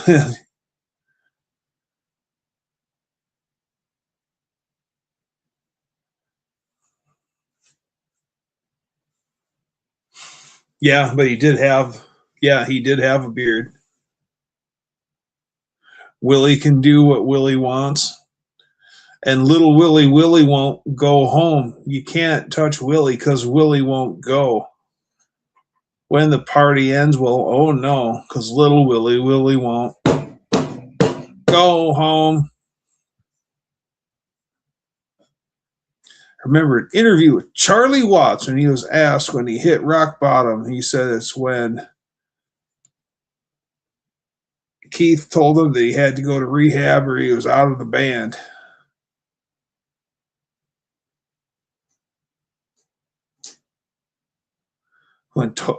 Really, when Keith Richards told Charlie Watts to go to rehab?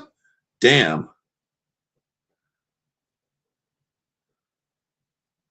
Or no, when they probably told Keith to go to rehab or he's out of the band. When Keith says you have a problem, it's a pretty big one. Yeah. Tres Hombres, love that Inside album cover. Yes, that Tres Hombres, that big old Mexican feast. Yeah. The Tres Hombres Inside album cover is good. If you get the deluxe version of Tejas, it folds out 3 different times, and it has 3 album-sized portraits of Frank, Dusty, and Billy, and then there's a 4th one of them all jamming together. And yeah, I'll pull out my ZZ Top albums. I'll show them on camera.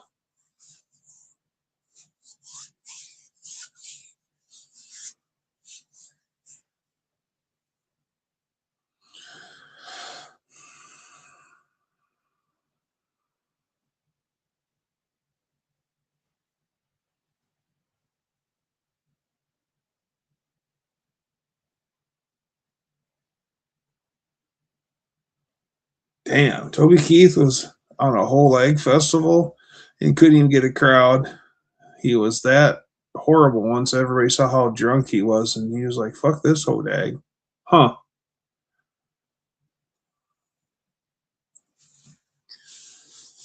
My first concert was Metallica. And I didn't see another concert until that was like 93. And I didn't see another saw ZZ Top, Joe Walsh, Jerry Lee Lewis, Chuck Berry, and a whole lot of others at Hare Arena. Oh, wow. Jerry Lee Lewis, the killer.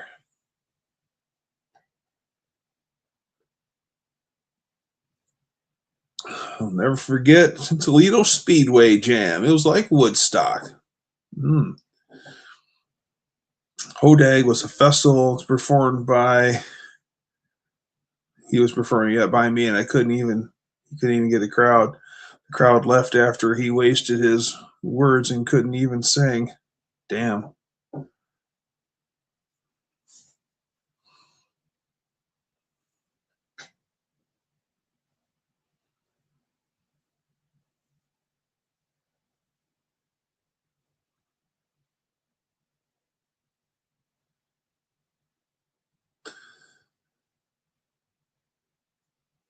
Hodag in Wisconsin. It's a festival. Okay.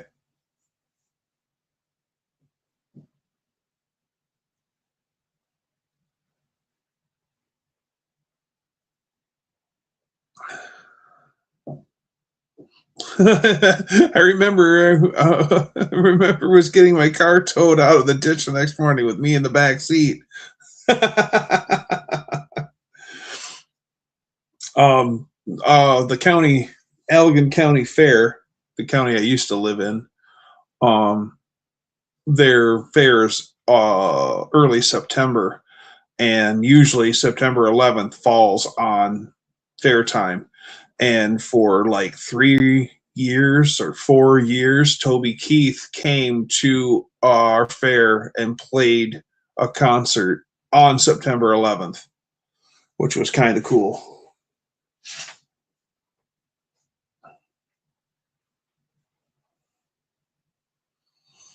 We were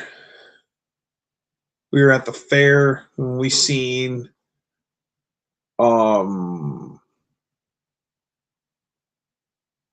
Williams Jr. was the headliner. Got to see Joe Nichols, and then got to see Blake Shelton back when he still had a mullet, singing about Old Red. That was actually a really good show.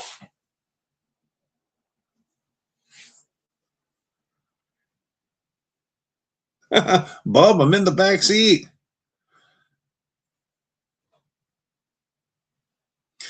Hank Jr., he played the clarinet, he played the drums, he played the piano, he played the stand-up bass, he played the banjo, he played the violin, he played and I'm not talking about just pick up a clarinet and play a few notes. I'm talking about he jammed on everything that he picked up and played. He jammed on it.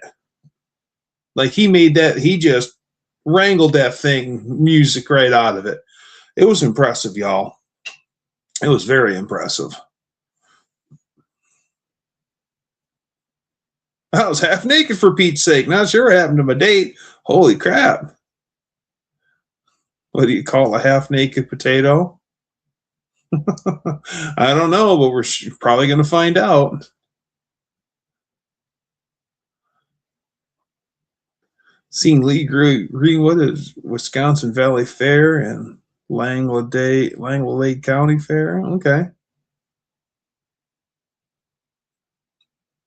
Half naked potato, a half peeled.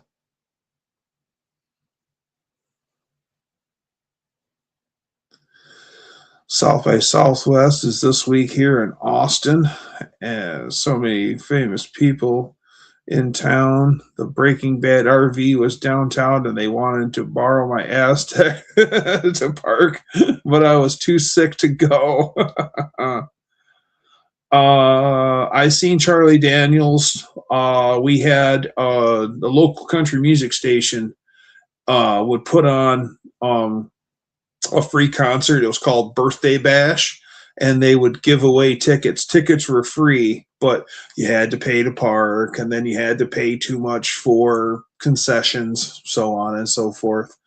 And I got to see Charlie Daniels play. And Charlie Daniels, this was just after, this is like early 2000s. Yeah. It was it was soon after September 11th. And the Charlie Daniels was out on stage playing his fiddle, of course, but his grandson, who was just I mean, the top of his hat was at probably Charlie's belt buckle, and he was dressed the absolute same as his grandfather, the same white hat, the same blue and white checkered shirt, and he sawed on his fiddle just as hard as his grandpa was. That was pretty dang cool to see him sitting there doing Devil Went Down to Georgia, and that little boy is just wrangling that thing. It was cool.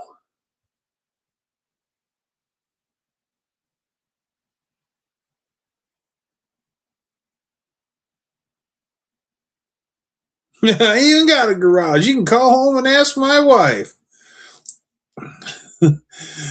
Old Green Teeth said something about the way I was dressed, but I didn't stick around to hear the rest. I run out the door hoping I didn't run out of luck.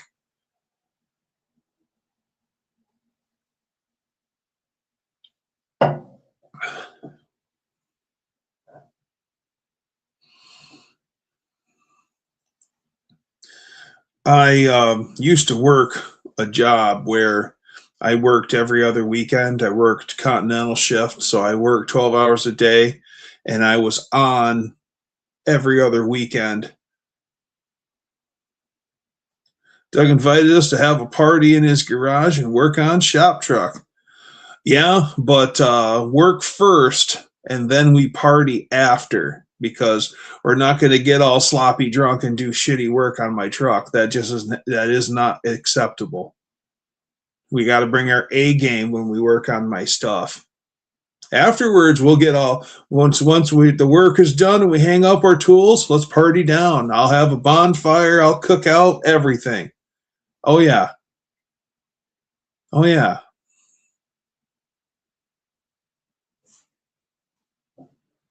But I'm not the guy that'll sit around, and if I've got a major job to do, I like to bring my A game.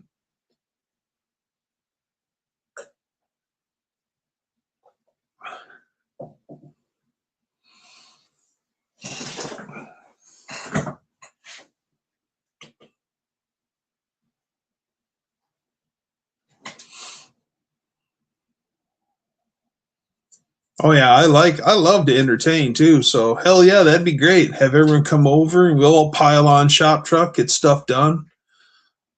I'd like to do a like a sanding party. Those are pretty normal. We're, hey, working on the truck, sanding the body, come on over.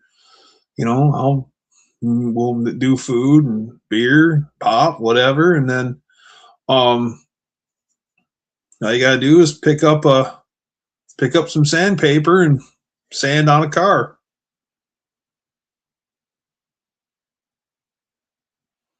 But watching that Bondo Billy, and he's showing you how to make a Billy sander, where basically you take a cheap hobo freight orbital sander and not make it orbital anymore. You pull it apart and you weld up to the weights inside of it, so it just kind of ellipses a little bit instead of doing the big, non-directional thing.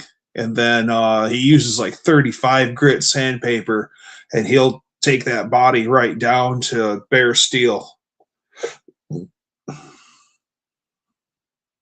It's in my blood. Dino.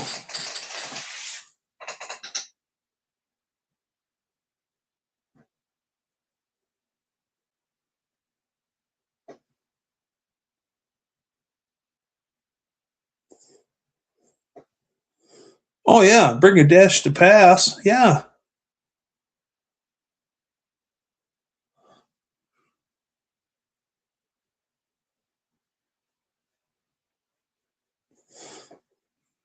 At the very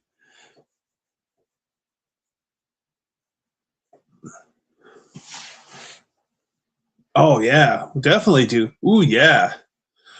Yeah, sanding agony. Yeah, that way everyone can sit there and go, oh, that smells so good. I have a Big Bamboo album with the paper in it, and yeah, those are like a quarter-pound doobie. And basically, even if there's like 30 people at the party and you light that thing, by the time it's actually burning properly, everyone's too stoned to want to do anything more with it. Now you got to put it out. Well, we'll bring some for Doug to make on the grill. Hey, whatever. One thing around here from the great state of Michigan is, remember your Michigan manners. Bring beer.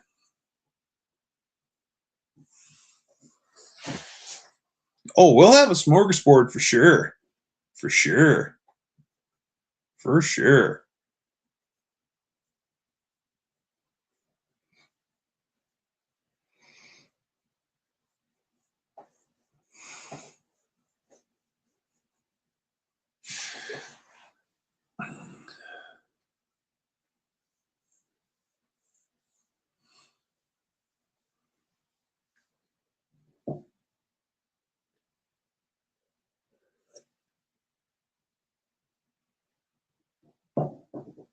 What is a dish that says this is Michigan?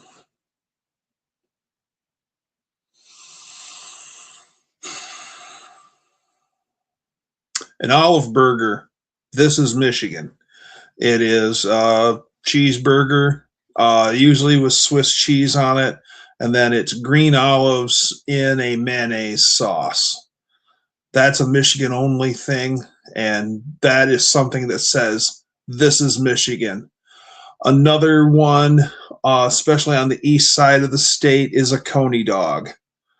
A coney dog is a hot dog with chili on it, and there's two different styles of chili. You've got Flint style chili and Detroit style chili, and yeah, pasties are that's Michigan, but that's the Upper Peninsula. So the Detroit chili is a little runnier chili. It's more like coiny.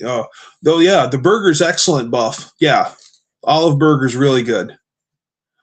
And Detroit chili for the coney dogs is kind of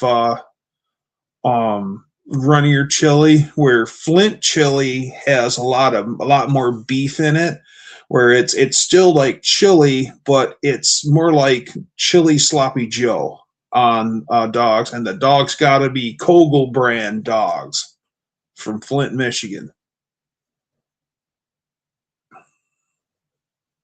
Yeah, Detroit hot dog sauce. Yeah, that's basically what it is. And then you don't put ketchup on your coney dogs. Mustard only.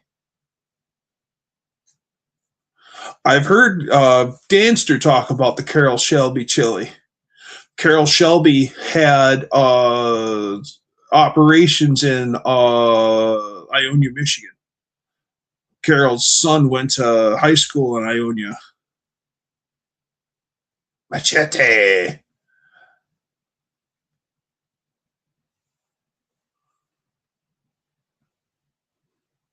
Detroit deep dish pizza. Yeah.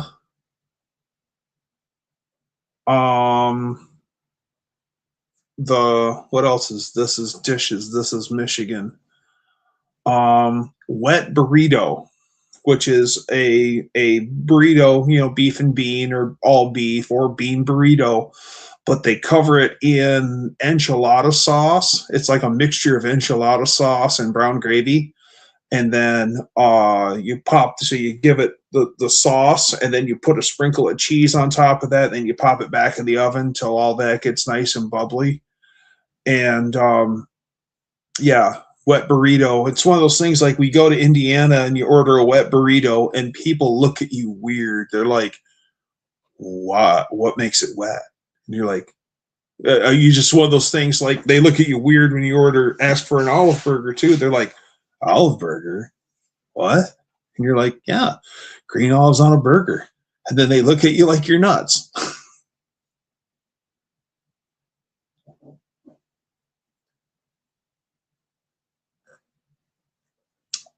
Both Domino's and Little Caesars Pizza are both Detroit originals. Both born in Detroit.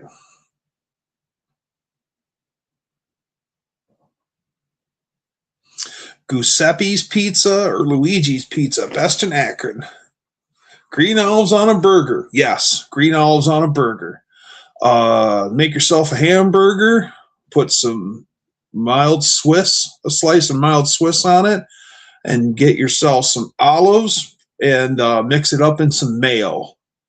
And maybe a little lettuce and tomato there too. And yeah, put your olive sauce on top of that. And it's good stuff, y'all. I recommend it if you're into green olives. Green olives are also really good diced up in a grilled cheese.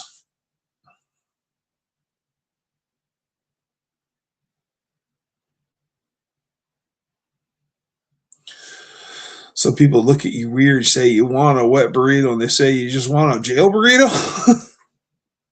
Don't forget the bacon. I mean, bacon's good on everything.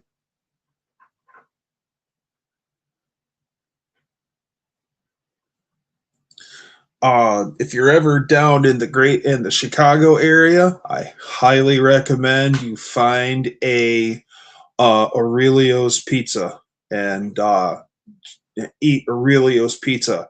It is awesome. Okay. Now, I kind of believe in the no pineapple on pizza thing, except one exception. Ham and pineapple pizza. It's good. I like it. Ham, pineapple, and bacon and extra cheese. Oh yeah, that's good. Otherwise, at least the dog poo would finally taste good for a change. That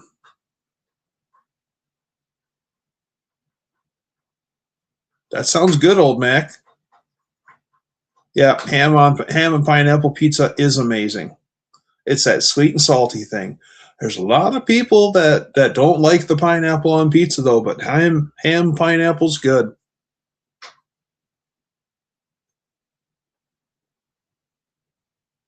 That just says this is Michigan, a GME V1. I'll eat your pineapple pizza. Why does that sound good, Bufferino? Don't knock it till you try it.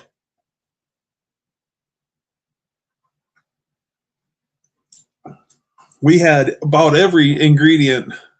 We had about every ingredient when I worked at the pizza place, except anchovy, and because nobody ever ordered anchovy on a pizza.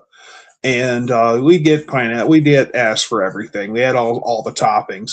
And then one day we finally got.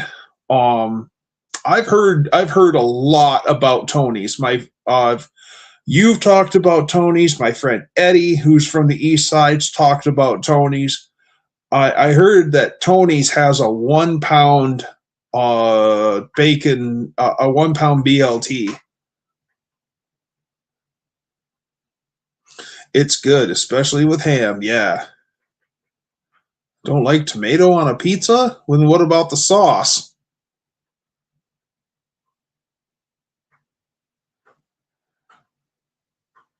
I just like the fact that finally General Motors is not all up in arms trying to pursue everyone who's snuck out their EV1s and trying to still, they're keeping it electric. They want to restore it and make it a historical piece.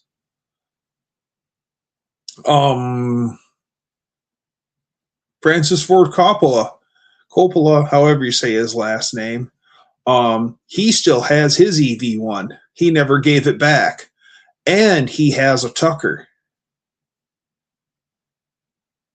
I want to say Francis Ford Coppola's EV1 is silver.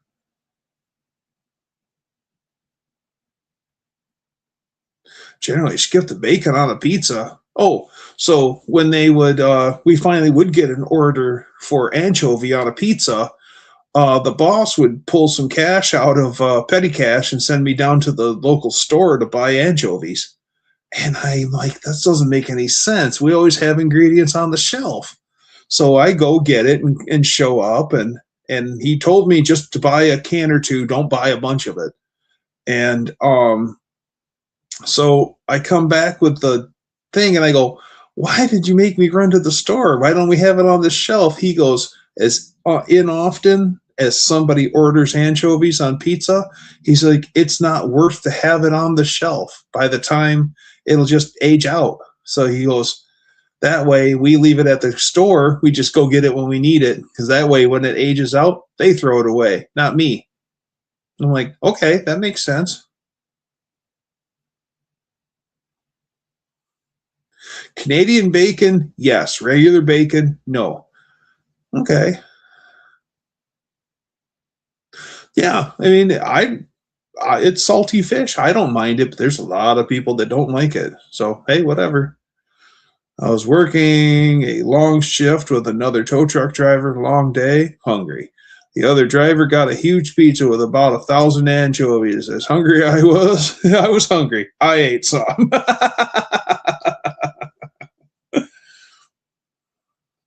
And that's just one small tin he's wasting, right? But still, that's cash in the trash. So it makes perfect sense what he was doing.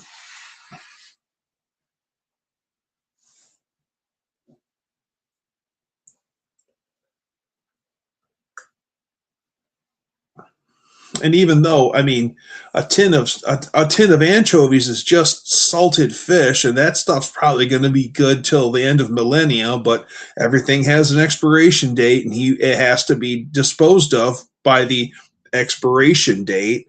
So I see where he's coming from. Yes, the whole deal. Detroit is Motor City after all. My boss's EV has the same reverse alarm as the EV1. Never liked it in 1993, but I warmed up to the little cockroaches. Kev. Yes to Canadian bacon on pizza, eh? I mean, in my opinion, all Canadian bacon is just ham. It's not even bacon. It's not even pork belly. Some friends of mine, they actually butcher hogs and actually smoke pork bellies and do their own bacon. And man alive, is that good stuff. Getting an anchovy must be a fiddly business. Hi, Barry. Good to see you. The ice blasting made that EV1 look great. It's all stripped down. Boy, didn't it. That's some neat stuff. Technology, there's some things with technology that are just amazing. And that's one of them. Green peppers, onions, ham, sausage, extra cheese, extra sauce, extra cheese. Oh, yeah.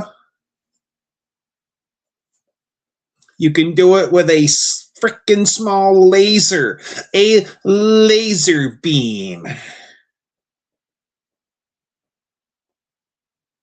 Oh, yeah. Did somebody say Canadian bacon? Hey, Mohawk, what's happening? Did somebody say Canadian bacon with sauerkraut on pizza? Yum, yum. One of the best pizzas out there. Never had Canadian bacon and sauerkraut on pizza. I'm not opposed to trying it, but never had it. But hey, never hurts to try it. Oh, Danster deep fried turkey is where it's at for sure. But the Mark, hey, the peanut oil is ungodly expensive.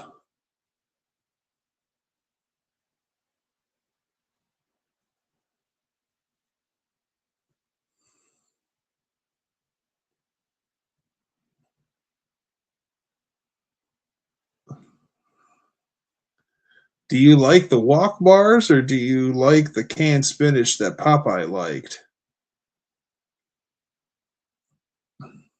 I guess I don't understand what you're trying to ask, Brayden. I like canned spinach. I like fresh spinach cooked down too. I like spinach. Spinach,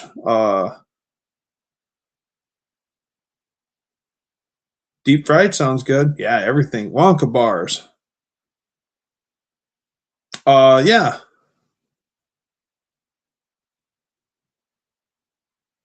Wonka bars are good. I think I've had a Wonka bar. Invent a car that runs on peanut oil. Yeah. You could burn peanut oil in as biodiesel. Yeah. I buy frozen spinach. I put spinach in my pizza.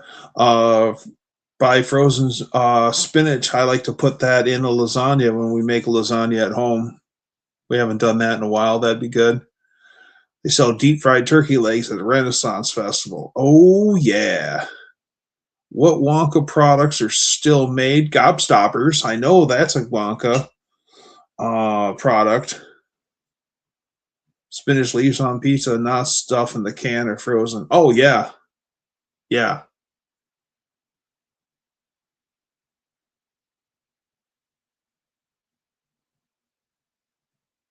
Spinach is good.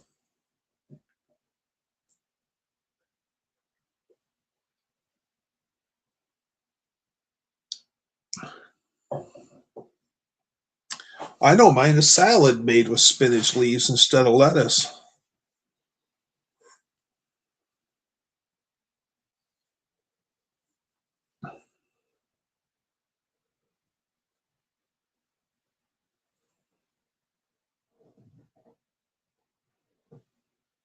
The only Wonka product I can think of off the top of my head. It's Gobstoppers, Braden. I prefer spinach salad over lettuce. Yeah, it's good.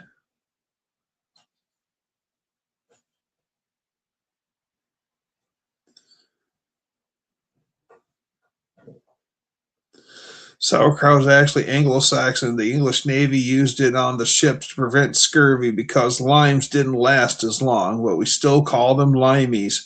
Well, yeah, because you need that vitamin C, otherwise your skin turns black.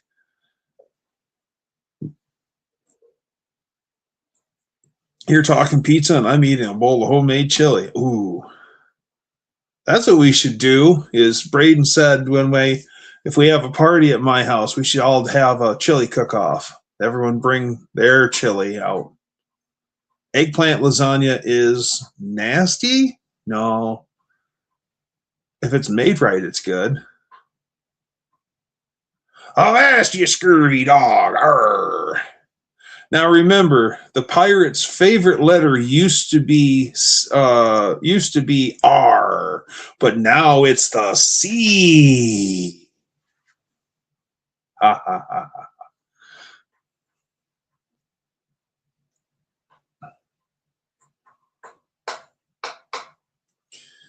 We'll have a steak cook-off, and then we'll have a barbecue cook-off. We'll have whatever cook-off you want. I'm eating a burnt grilled beef sandwich. No vitamin D equals rickets. That doesn't sound like fun. The scale that got rid of Veruca Salt. She was a bad egg.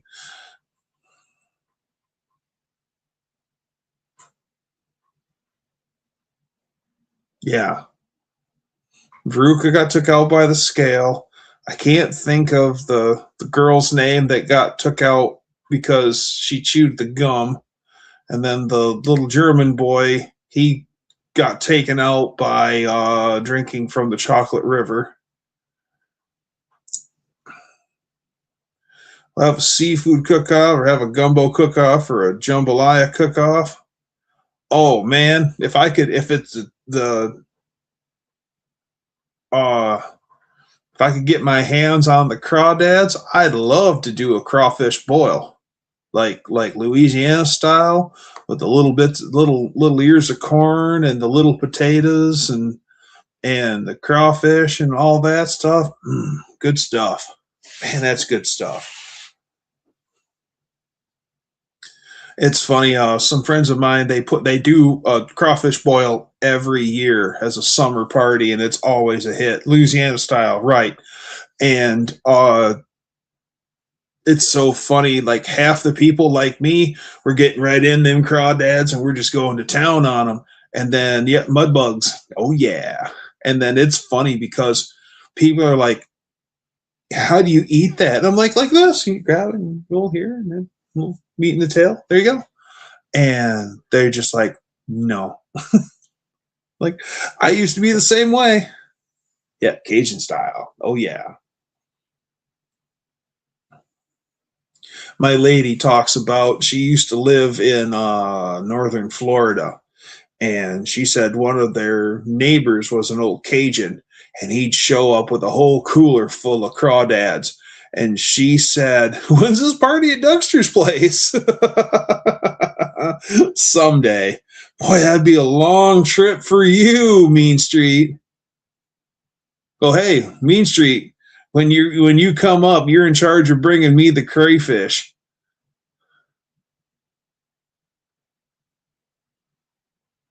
How the heck did Hollywood get away with a bunch of kids looking for One-Eyed Willie's treasure in Oregon back in the 80s?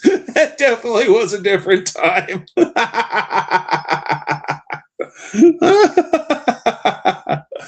That was pretty funny, Brother Bear. That was pretty funny.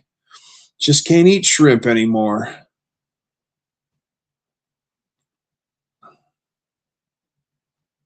Really, Mohawk, I mean, a crayfish, all it is just a mini crab. So it's like eating little itty bitty lobster. Sorry. So it's like eating little itty bitty lobster tails. They just jokingly call them mud bugs. Hey, I ate bugs when I was in Boy Scouts. Ate all sorts of stuff. Ate ants. We ate grubs on purpose. Yes.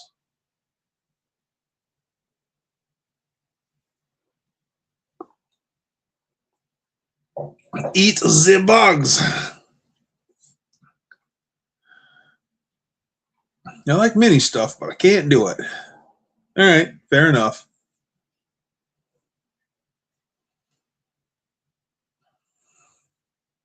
Just can't eat shrimp anymore. Yeah, crawdads. Yep.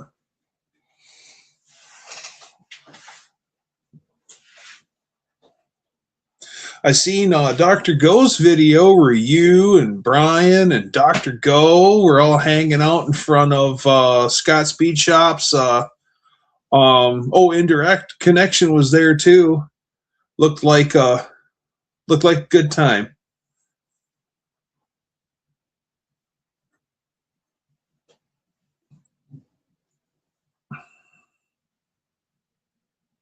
How to Eat Fried Worms. It's such a disgusting book. It was a kid who took a worm.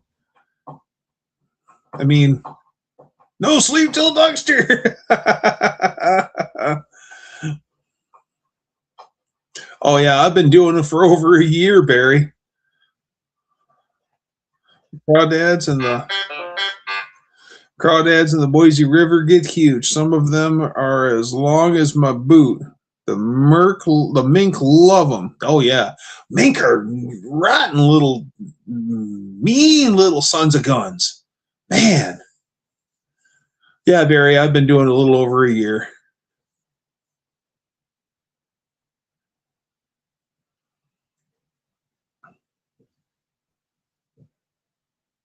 I mean, it's food. It's all food, Braden. It's just not what you consider to be food. Other places, they eat them.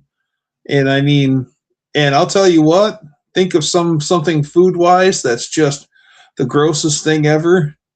If you're hungry enough, you will eat it. Like, look at Buff. He was hungrier than hungry and ended up eating anchovy pizza because he was hungry. I don't eat bugs like lobster, crab, crawdads. You can have my share. Good. More for me.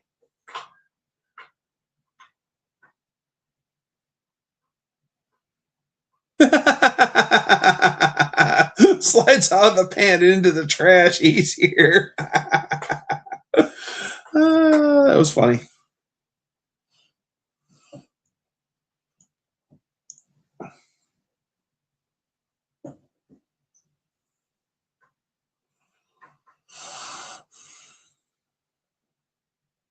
How long of a drive was that from Mississippi up to Indy for you there,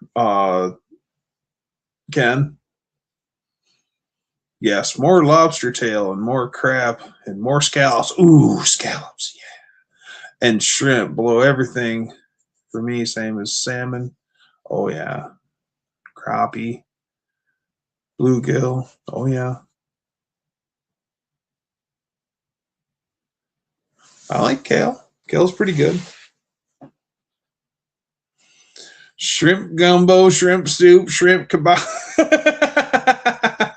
That's about all I can think of for shrimp.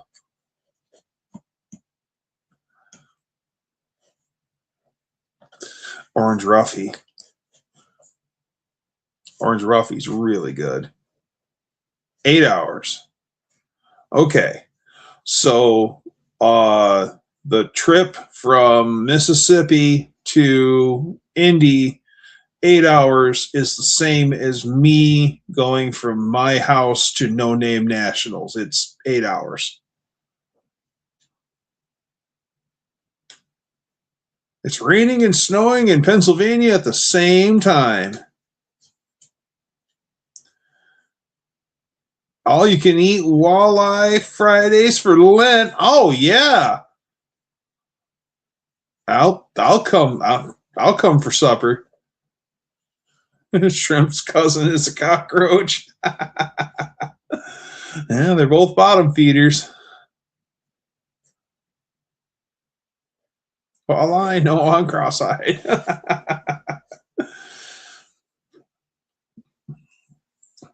I've made it a point to eat everything I've killed. I can honestly tell you that coyote tastes just like an annoying little dog.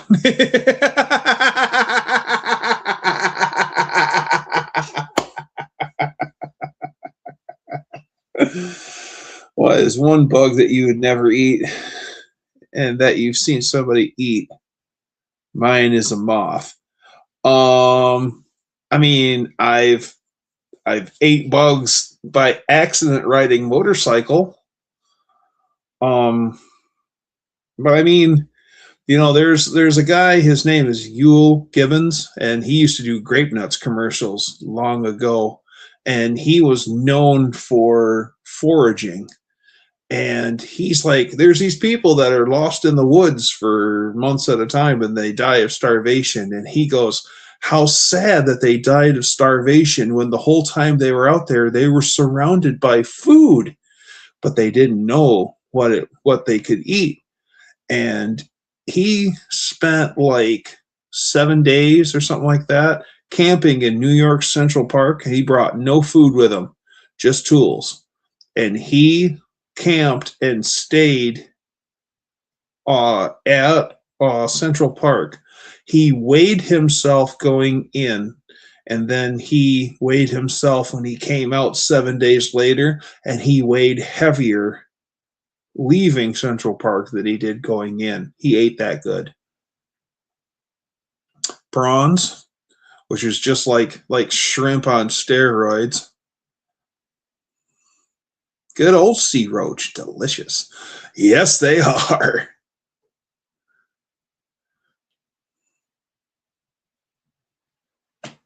You can eat lentils for Lent too, Neil from the Young'uns.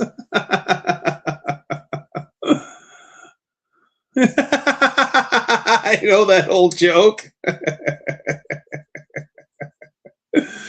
uh,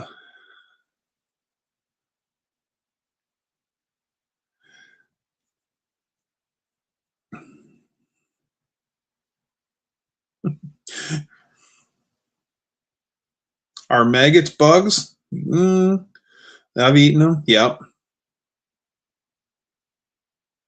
Yep. We wouldn't eat them live and wiggling. We'd actually take them and then squish them, like roll your fingers like that, squish them, then eat them.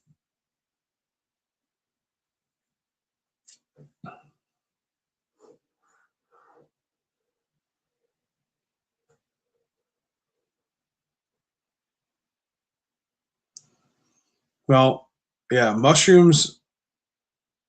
Mushrooms are good, but you got to be careful when you find the mushrooms in the woods because there's three types of mushrooms. You've got food mushroom, you've got mushroom that'll make you take a trip and never leave the farm, and then you have mushrooms that will kill you dead, graveyard dead. So you really need to be careful when you like the mushrooms. If you get the right stuff like morels and beefsteaks and hen of the woods and golden oyster and stuff like that, oh man, those things are just out of this world. They're great. um they got rid of my appetite. Don't eat grasshoppers or crickets raw. The biggest spreaders of tapeworm out there. Okay, good to know. I wouldn't eat rice because it looks like maggots. Yep, I can see that. Hey, at least cooked rice doesn't dance, right? He had grape nuts. Ah! Tastes like hickory nuts.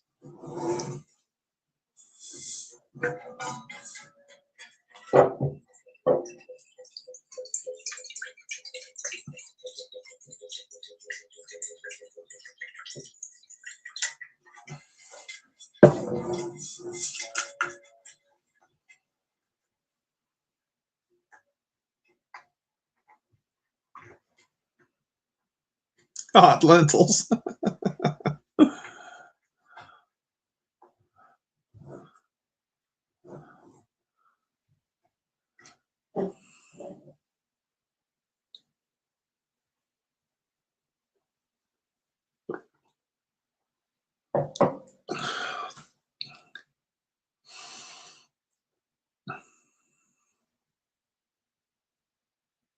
Yep, I remember eating grape nuts at my grandma's house.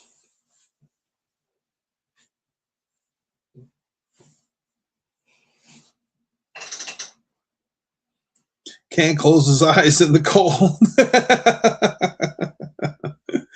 Sexy lady walks by and he does this.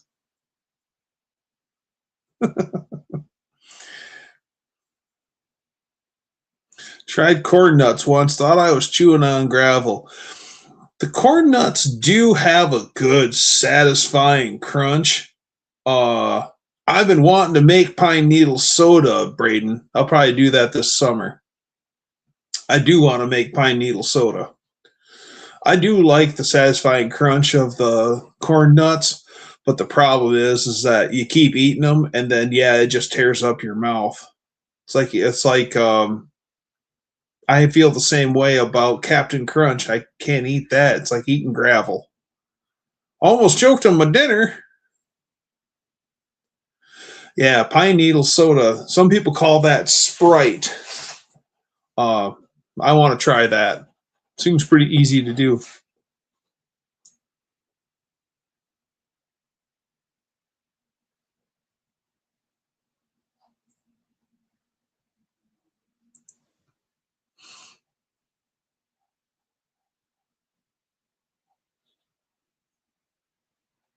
Like eating Captain Crunchy.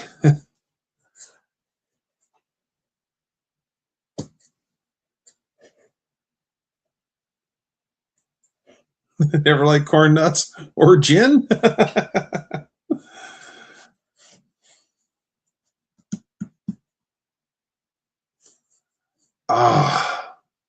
It's 10:30. Corn nuts come from pine cones? No. Corn nuts is roasted corn kernels. Who ate Gary? Oh, you mean Gary and the escargots?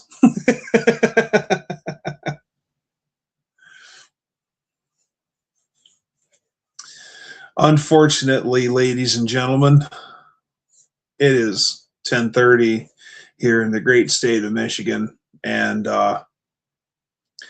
I think I'm going to hang it up. Yeah, well, time does fly, especially when you're having fun.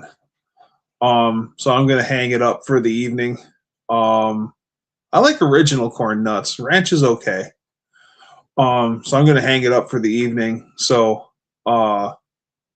let's be like the Beach Boys and let's get together and do it again. Be here, same Dougster time, same Dougster channel. Bye, everybody.